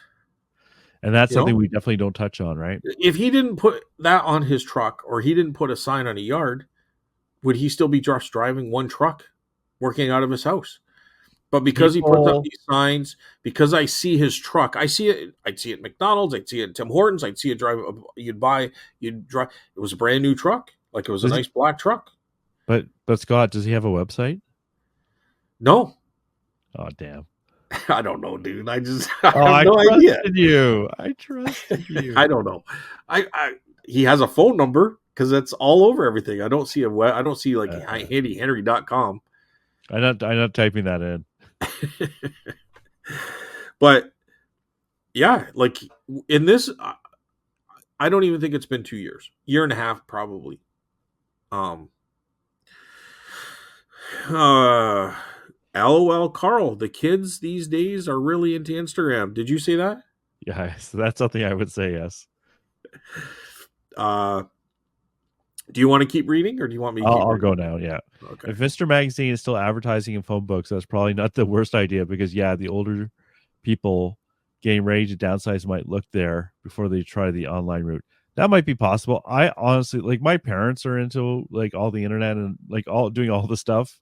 They're doing Airbnb and all that stuff. So I think that generation is getting smaller and smaller and smaller who were Well, uncomfortable with the internet. I called up Mr. Magazine, because I just looked in the phone book and I give him a call, and I asked him if he had a website, and he says no, he used to, but it doesn't work. So you got Oh, to I know he has a website, and he the funny goes to thing the is, phone book. it's adult content website, and he does very He goes, well. he gets twice as many customers as on the phone book. Yeah, he gets customers all right. Now, Okay. okay, let's get back on track. Oh no, Also with where am I lost? Instagram. Also, with Instagram, the idea is to try to sell to people rather than telling them what you've already sold. Yeah, we just talked about that. Unless your account is geared towards other resellers, whereas people who are looking on YouTube aren't really looking to buy unless they are also other resellers. Like Mr. Buys a lot used to sell on YouTube a lot. There's still plenty of people doing that, even though Whatnot is now a thing. Well, Yes, I two will different say, markets. when I got my VHS tapes and I was showing the horror movies, I put up one where I showed a VHS tape that comped out for $400, $447 or something. That was a sleepaway camp. So I had to put and back up my claim when I sold it for 400. I had to do another video on Instagram. Not to go into the cornfields, but apart from being pressured, why are you doing Instagram? because I was pressured. That's it. Yeah. That's pretty Okay. much it. So like I'm But thinking about doing Instagram for the I was pressured for like 3 years, Carl. yeah, but that was by who was doing that? I can't remember who was doing that. Marie Marie, yeah, Marie was doing and that Noel. because it was a weak point. For But me, for me, if I was going to do Instagram for the market, it's just that I think a lot of people don't even know it exists. yeah, And I I think do it. also, I just do Instagram for fun. I know, but what I'm saying for me, I would be doing Instagram to show what new stuff is at the market. So I would be going after buyers, not other resellers. I personally think in a lot of ways things are so flooded. There's so much stuff out there that you just get lost in the mix. You know what I mean? I think over Uh, time, maybe people yeah, find you, they might even subscribe to you, but for the most part, they might watch you once in a while. You know what I mean? Like, it's really tough. There's just a lot of competition, no matter what you do. I mean, I you're not just competing. Your videos aren't just competing with other reseller YouTubers. They're competing with Netflix and Amazon Prime. yeah, They're but this competing with cable. They're competing, yeah, like, there's so much video content out there. It's really tough. You know what I mean? So but I if think you're also the audience is different though on Instagram. I think it's like Don was just saying, it's more about buyers on there. It's not we had to put ourselves in the mindset of a buyer, not as a reseller on Instagram, I believe. well, the my I don't I I'm not saying you guys are wrong, but in my experience of me personally and just kind of what I'm seeing, like, I don't know if anybody goes on there to buy. Not into the Oh, on not in, Instagram? not into the point where Oh, I think I, I don't ooh, think it's I don't think I would get enough buyers on Instagram to the point ooh, where it would make sense for me to commit my time to it. I'm I not would saying I'm right. I just I'm saying you're wrong. okay. Because Instagram is known as a big seller. Like a lot of things do get sold through that way. So Like I think I think I you would have to put yourself in the eye of people who we are not. And I think okay. that's what's very difficult. So I guess what I'm saying here Yeah. is is it worth my time to list my stuff on Instagram after eBay, or to take that time and put more stuff on eBay or in my booth? That Like, I is cannot answer. Instagram huh? Is I Instagram worth the time to take the time to take away time that I could be putting stuff on eBay or in my booth? I think That's where I'd have to look at it. yeah. And And I, I don't think it is. right. I don't know, but personally I don't think it is. I think the audience is different on Instagram. And I Like, if I think was selling just on Instagram, maybe that works. But is it better than selling on eBay and in a booth? I'm not saying you have to do one or the other. I think both meld together. Well, I think even if you melt them together, and that's really what I was talking about, you're still taking time away from one to do the other, Oh, I'm not denying that. right? So is it more important for me to keep listing on eBay instead of touching Instagram, or should I be equally doing my time on both? I think it depends on how much you're investing and what the object is. I have a feeling that A UFO flying saucer that I captured last night. because the audience is different on YouTube or in your booth than on Instagram. Okay, I so would say the audience on Instagram is a lot younger. So it depends what the object is. If I'm selling, I don't know, a Pokemon collection, I just dude, making something. I think that's a myth. I Okay. think I think that's a myth, and I'll tell you why. And I Okay. hear that all the time, and I don't know if Right. it's true. People are saying, "Oh, we got to get the young people on eBay." I had a comment the other day, dude. This camera is so fire. Thanks so much. I can't wait to use it. That isn't a 50-year-old guy buying a camera. So those are called hipsters. I don't know. This camera is so fire. It was a positive. It was a positive feedback. I don't say they never don't exist. I'm just saying. I just think I think when people buy nostalgia, and that's what you're selling is nostalgia, Right. someone who is 10 years old doesn't have nostalgia feelings. Someone who is 20 is barely starting. They're thinking about Oh, going to a oh, bar and picking up chicks before they're thinking about nostalgia toys. I think Once you start getting into your 30s, 40s, and right. 50s, once you start moving on, then that nostalgia stuff starts to make sense. Once you buy a house, then furniture or I decor makes sense, I would right? say the Instagram market is older than you would think. Ooh, I just sold two things. Do I get it? We should take a drink. Sorry, I got distracted. Just I listen. Just don't digress. right. What Okay. I'm saying is, I think eBay I'm fact is checking you.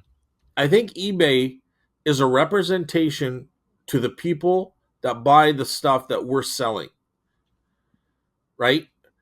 Like if somebody wants tickets to a Taylor Swift concert, then you're going to grab those young people because that's what they want. They know to go to eBay to get it. But Do they? if I'm selling a, I don't know, a tape from 1980s that's a horror movie for 150 bucks, there's no 20-year-old that gives a shit about those movies. It's going to be people that grew up in that time. You might have the odd person that collects video games or something that's in their 20s or even horror movies, but they're not collecting it other than because it's a horror flick. But they might come and grab it, but most of those people that are buying it are going to be older people. Like I just don't. I understand the concept. More people older than 35, and they got to get to the younger. But what are you going to sell them that they want? I have some news for you. Okay. Everyone ages slowly, and that market we have is slowly altering. And Okay, that's not news, Carl. I'm agree. That's what I'm saying. right. But they're not there yet. So Well, once they get there, then they'll be interested in eBay. They will so get there. I don't know. I'm not sure. I'm not saying that they're not going to be. I'm just saying, like the Instagram market. I just fact checked you. Okay, Yeah. 31% of their audience is between 25 and 34. Okay.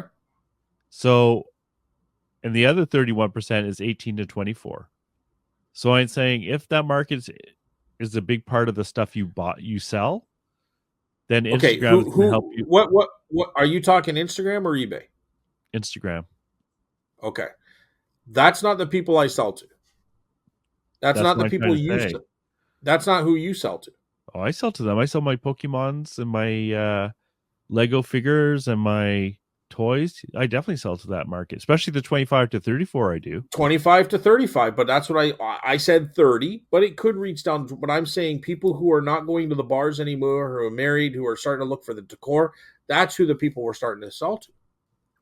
Yeah, but I would say the audience for eBay, I bet you their audience is much skewed to an older generation on eBay. I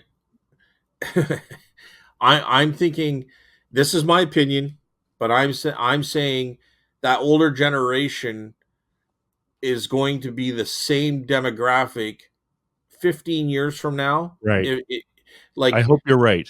but it's going to be the people who are 20 now will start buying 15 years from now. Are they going to start buying on eBay as opposed to Instagram? I I if eBay does their if they maintain a good product, a good thing, yeah, for sure. I hope you're right. I'm not saying you're wrong, and I'm not saying I even Well, disagree with okay, you. I'm just tell, saying tell me it is this. a danger. Tell me this. Where are they going to go to get the same shipping rates?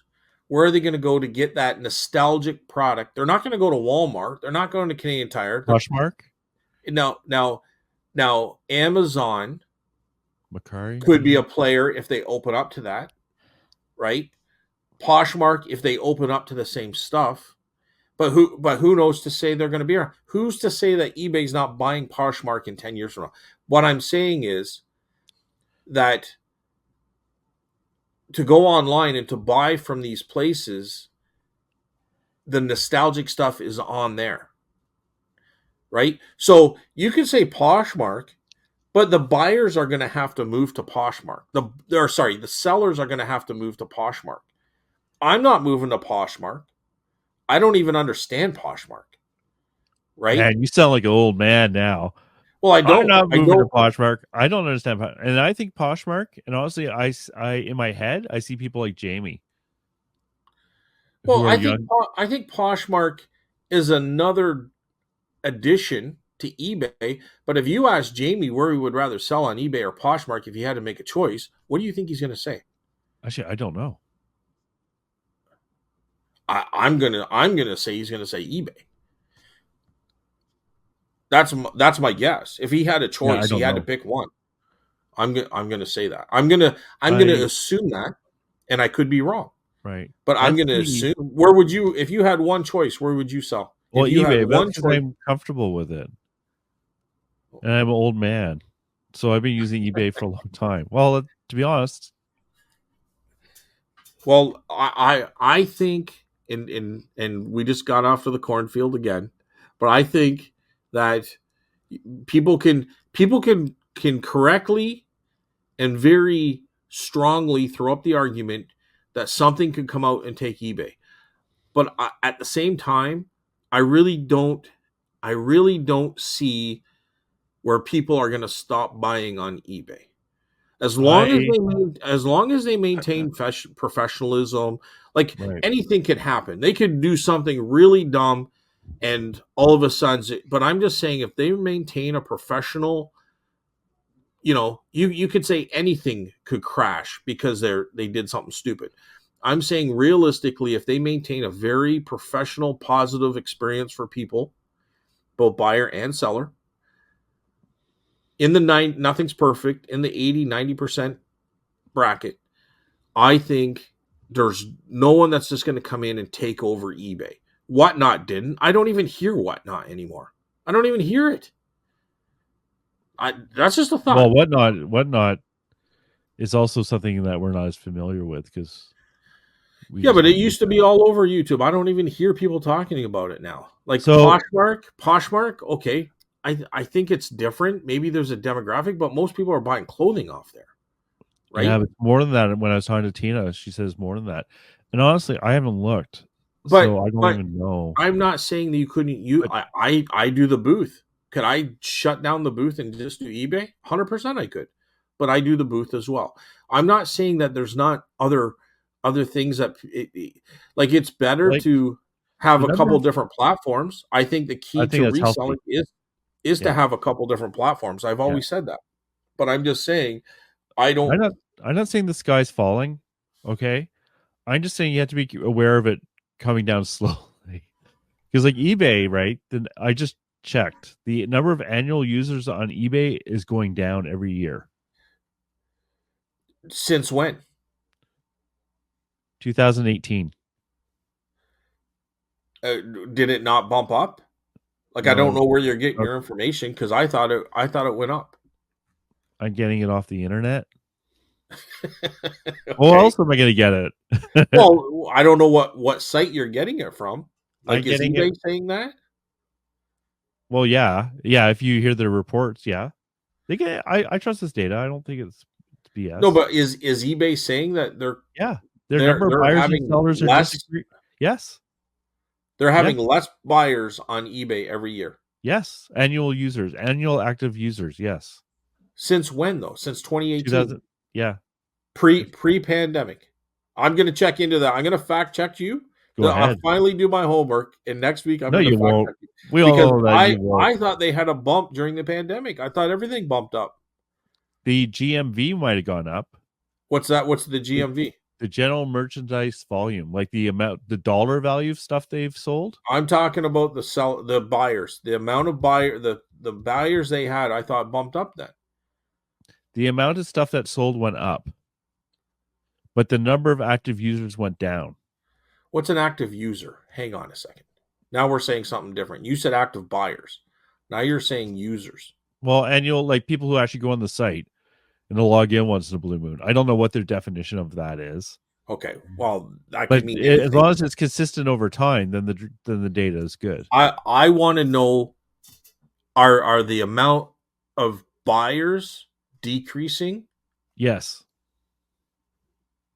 So there's less things being purchased. No, not necessarily. You're confusing me, Carl. There's less people purchasing stuff off eBay. Yes. But the people who are remaining might be buying more stuff.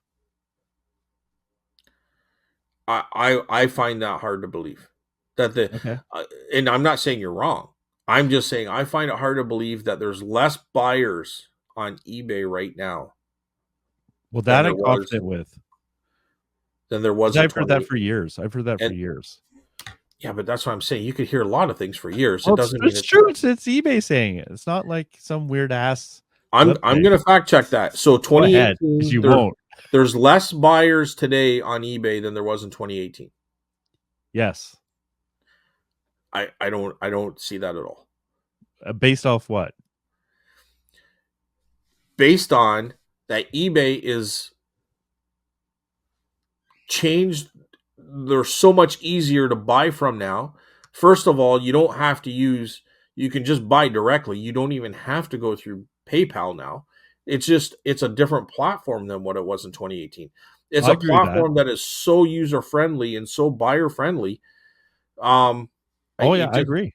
I it think it's just improved a it lot. doesn't make sense. Plus, we had the pandemic, which they said more people bought online than ever before. I'm sure Oh, eBay had to take a okay. piece of that pie. There's a difference though. Like a lot of the people who were left on eBay bought a lot more stuff. That's different. So Well, if you had I 100 think people and they would spend $10, right, each, right? So that's a well, thousand bucks. we'll find out. You're saying Okay, okay. there was more buyers on More eBay in number of buyers. number of buyers I in hate these 28. bets because whenever I make bets like this, people come back to me and said, "You said this." It's like I didn't say that. Okay, No, I'm saying number of this is active users. no. You said buyers. Or, okay, buyers, fine, Okay, buyers, there's more buyers. because it's both sellers and buyers that have been decreasing, from what I understand. I just looked up I buyers. I didn't look up. I don't know how many sellers there are. I don't care. I want to know how many buyers are. And you said Okay. there was more buyers in 2018 Yes. than there and they've been decreasing ever since. Yes. Okay. You I timestamp that. If you said there was more buyers in 2020, I would say yeah, that makes sense because a lot of people were buying probably that haven't and won't and otherwise wouldn't have purchased stuff on eBay. But Because to I'm say not disagreeing with 2018, just to be clear, I'm not disagreeing that sales were not up during the pandemic. I'm not saying that because you're just saying more the sales people were were buying obviously more up. stuff. You're People saying there it was was the same amount of buyers or less. Actually, you're saying there was less buyers buying more stuff. exactly that's what I'm saying. Yes, Okay. Okay. but that as I'm everyone gonna knows, check that's into that because okay. That's fine.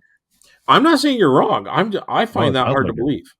All I right. would I find that very hard to believe. Well, yeah. What can I say? Doesn't make sense to me. Anyway, Anyways, my point bringing that all up is that's the problem. Is that you can die a slow death. And we're all like, don't get me wrong. I think eBay's made lots of great changes over the last 3 or 4 years. I agree. I enjoy selling on eBay.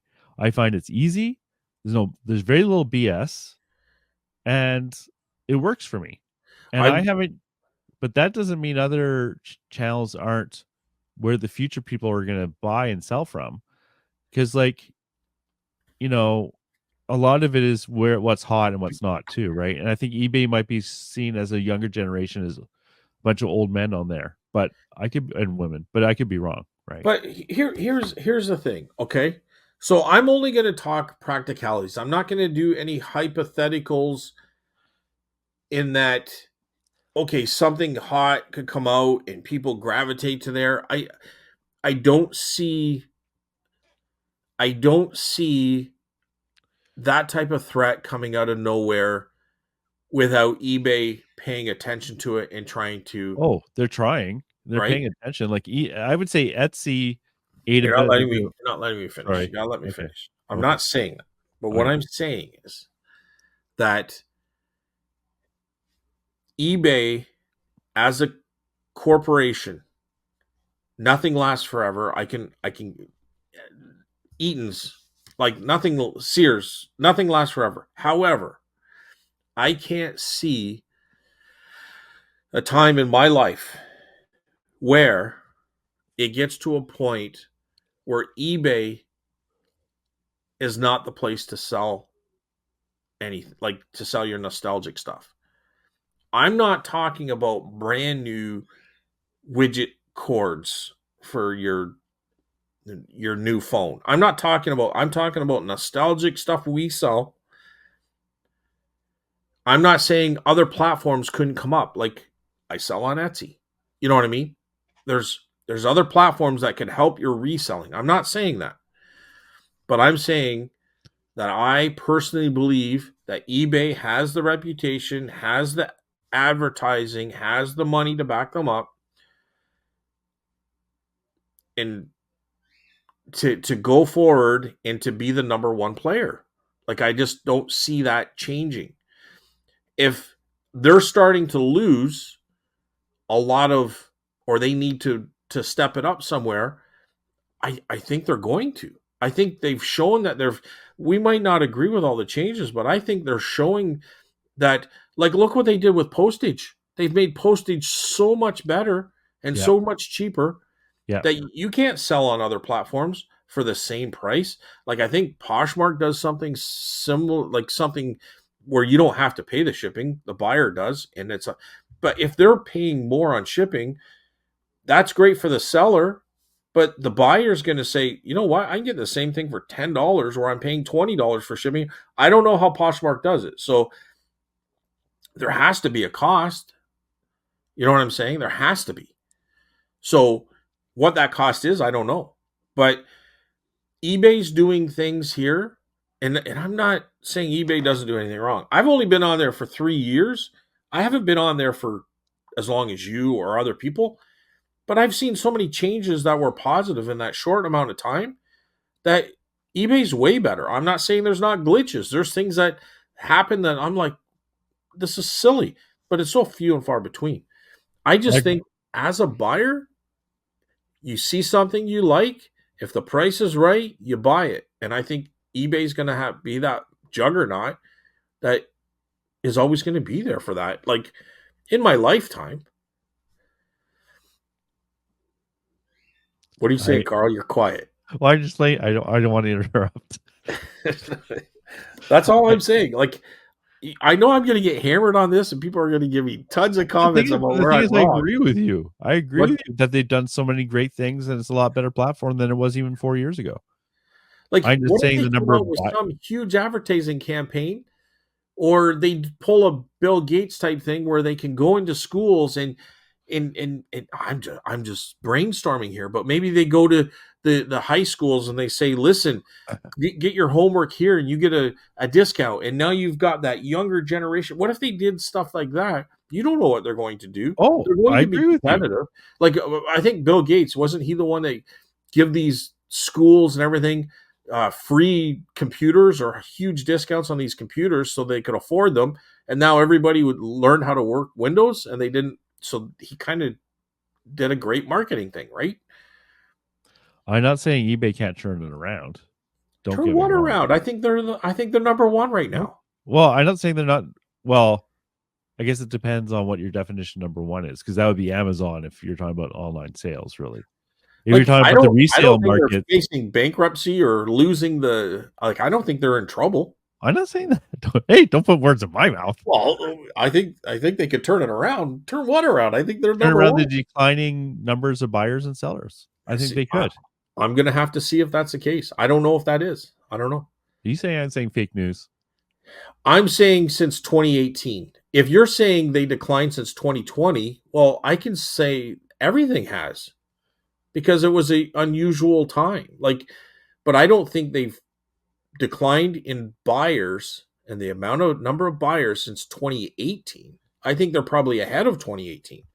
They're Okay. probably ahead of 2019. Okay. But I could see them being less than 2020 or 2021 because those were unusual times. That's all I'm saying. I think the horse is dead.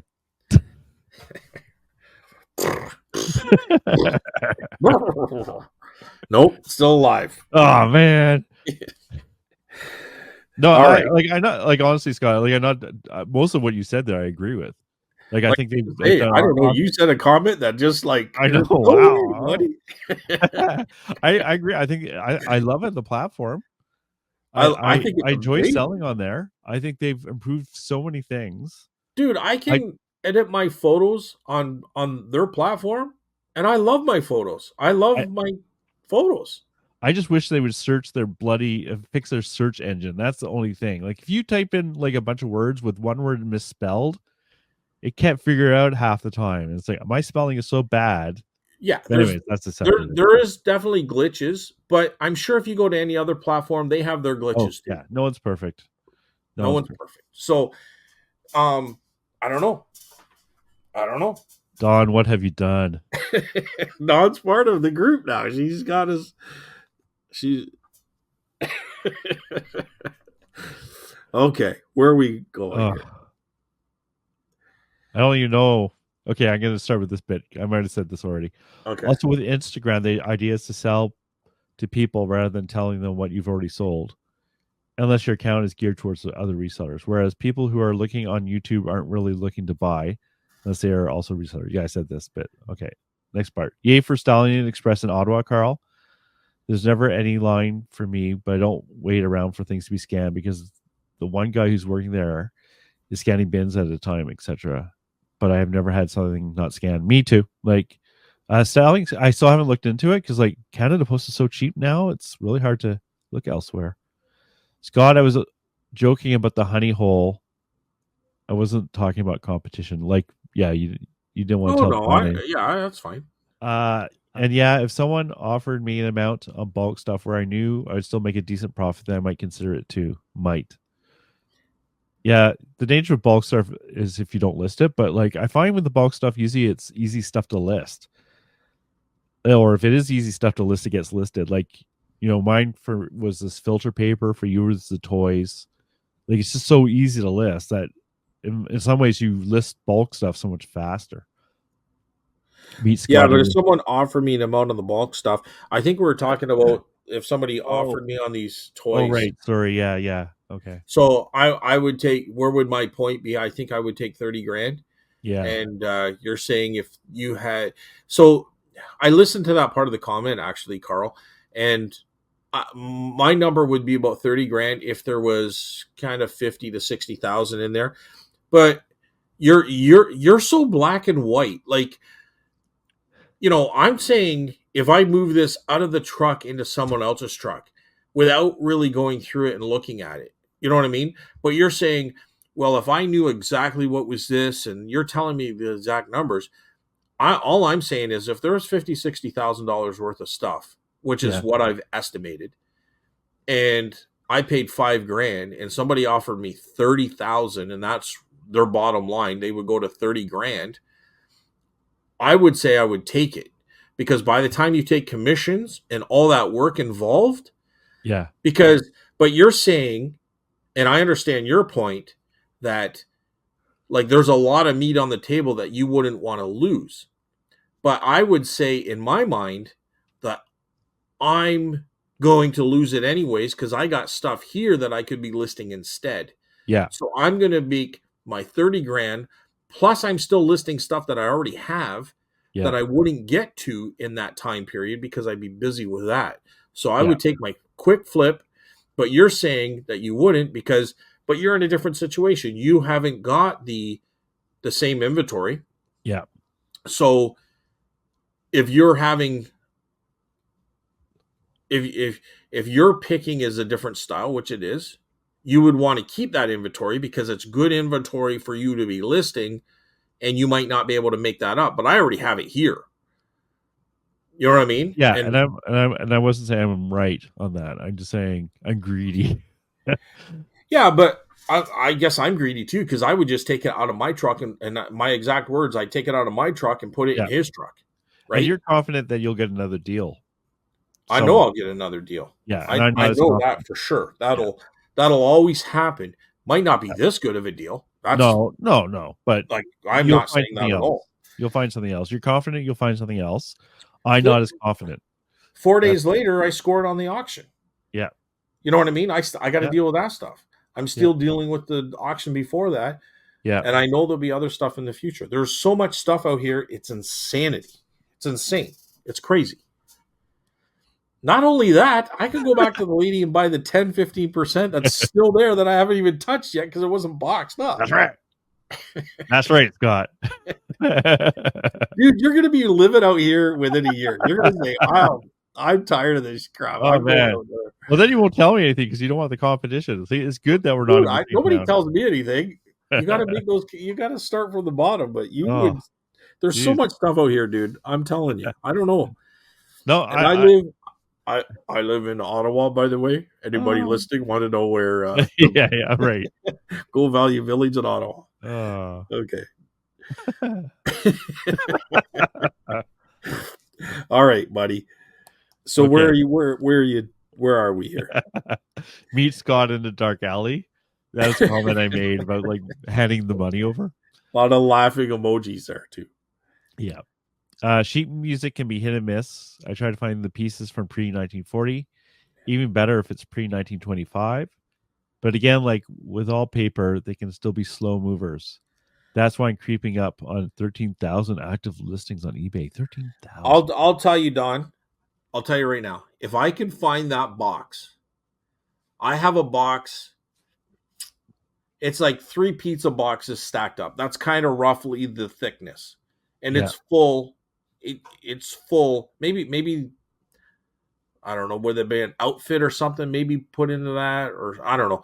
But it fitted the sheet music, and I guarantee you the sheet music is all 1930, 1920s or older, and I'll give it to you because I have to find it though because it's somewhere here. I don't know. It could take me a year to find it, but Oh, if wow. I ever come across that recently, short time, I'll arrange to get it to you somehow.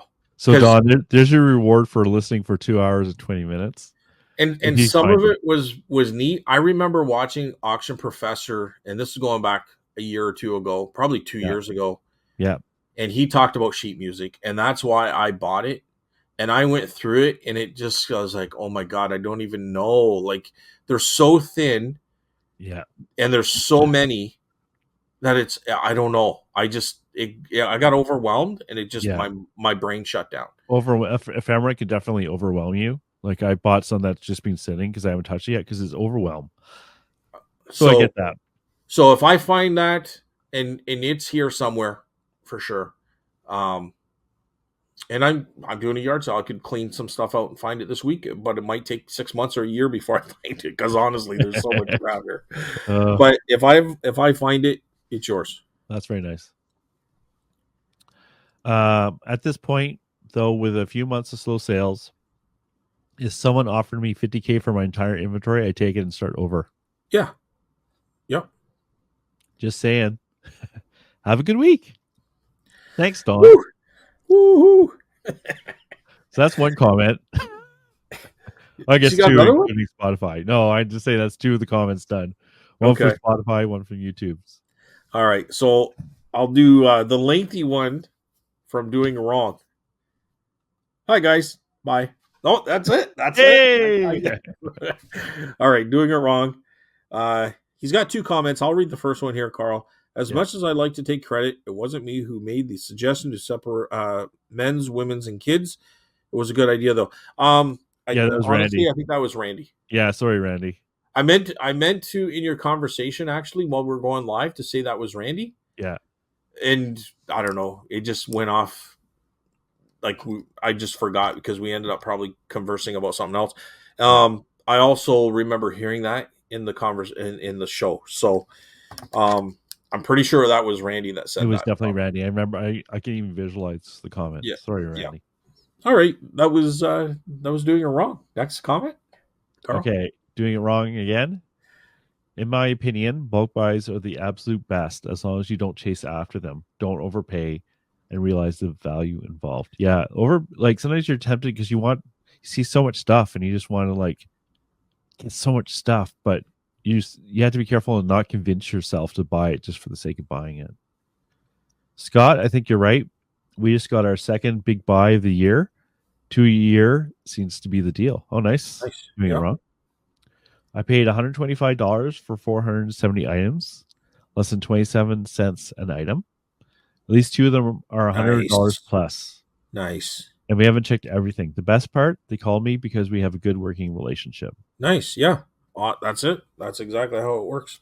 So, so this week, Beauty.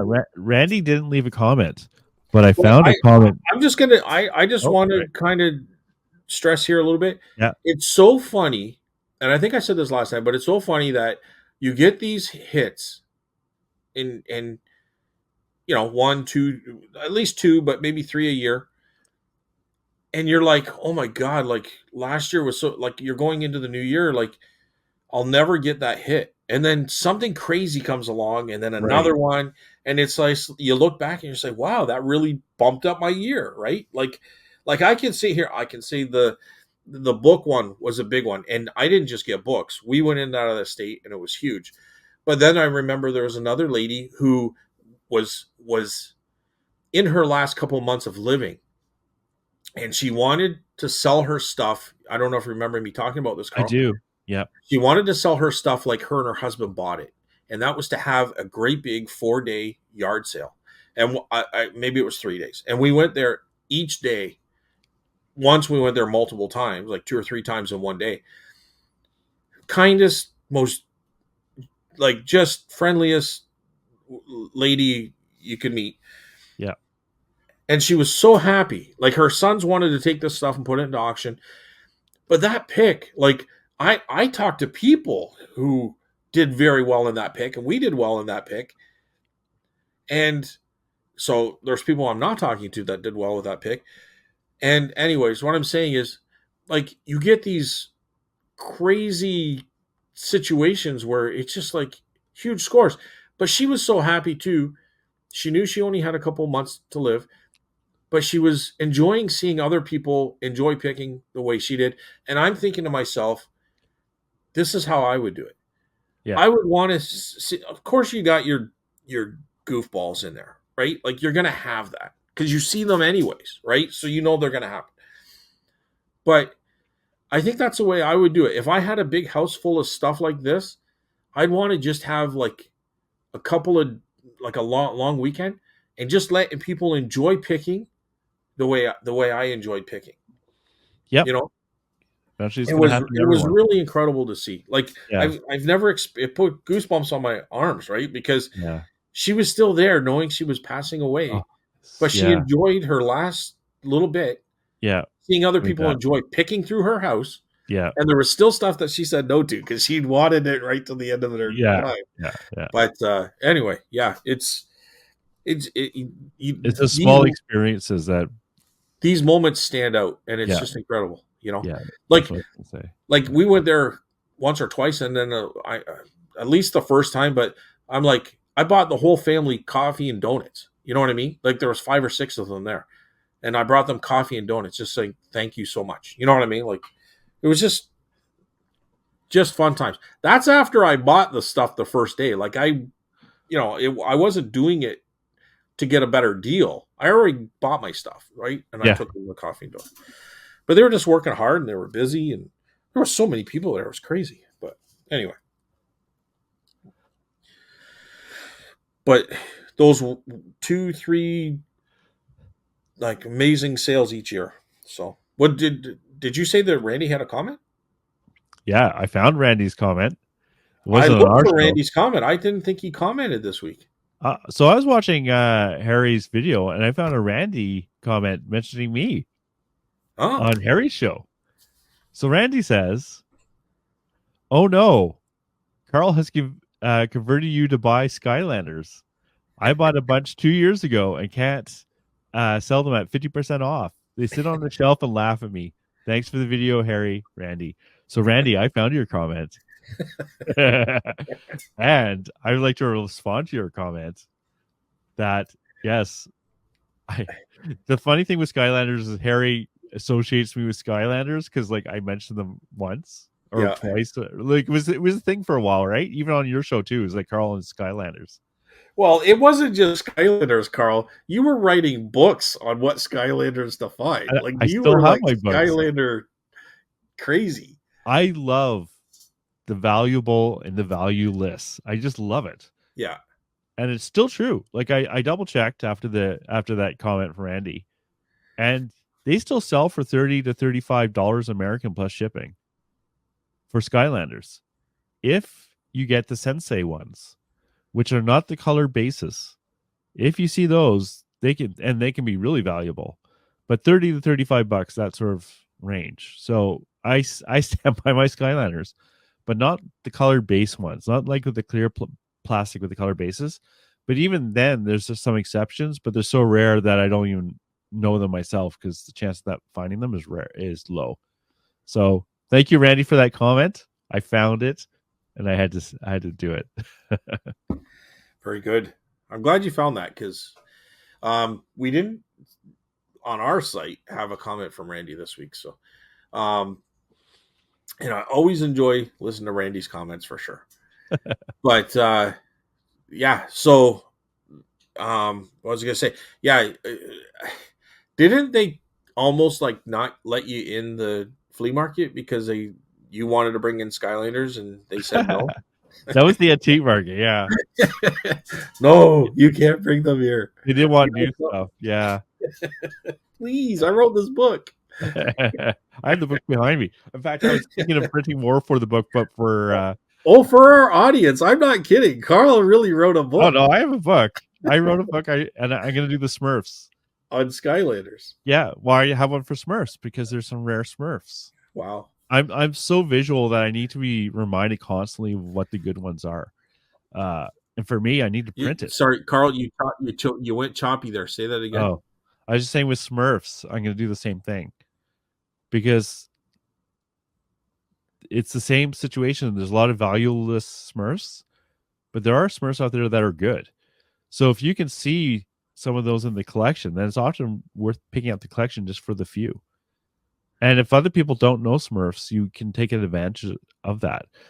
But it's not really about Smurfs. It's about, like I said before, it's if you can learn, like postcards are like that too. There's probably like, tools are like that, where 90% or 95% of the stuff is low value garbage. But that 5%, if you take the time to learn it, if you're always going to wait for that knowledge to pop into your head, it's never going to happen. All right, buddy. I think we got to end it there. Okay. It's we're going on 2.5 hours. After editing, we might be 2 hours and 15 minutes. So we're going to have to drive really slow to hear the whole show. Oh, man. Before you get... we didn't need a subject, right? I know. It's crazy. It's crazy. But all right, buddy. Any last words before we call it a day? Q4 is here. It's fall. Sell. Yeah. List. List. So, yep. All right, bud. Well, thanks everyone for listening, and thanks for leaving a comment. We're here every Friday on Spotify and on YouTube, audio only on both platforms, and we look forward to comments. So please leave a comment, and thanks to all those who have left comments. Yeah, thank you, Randy. Thank you, Doing It Wrong. Thank you, Tina. Thank you, Dawn, for leaving comments. We really appreciate it, even if I have to go find Randy's. Yeah, Tina Mack is our Spotify commenter. Yes, we really appreciate the comments. They spur on conversations. Even if it gets a little hot under the collar, we still like having the conversation. Those are the best. Those are the best. All right. Okay. Thanks for listening. Have a good week, everyone, and we'll see you next week. Bye, everyone.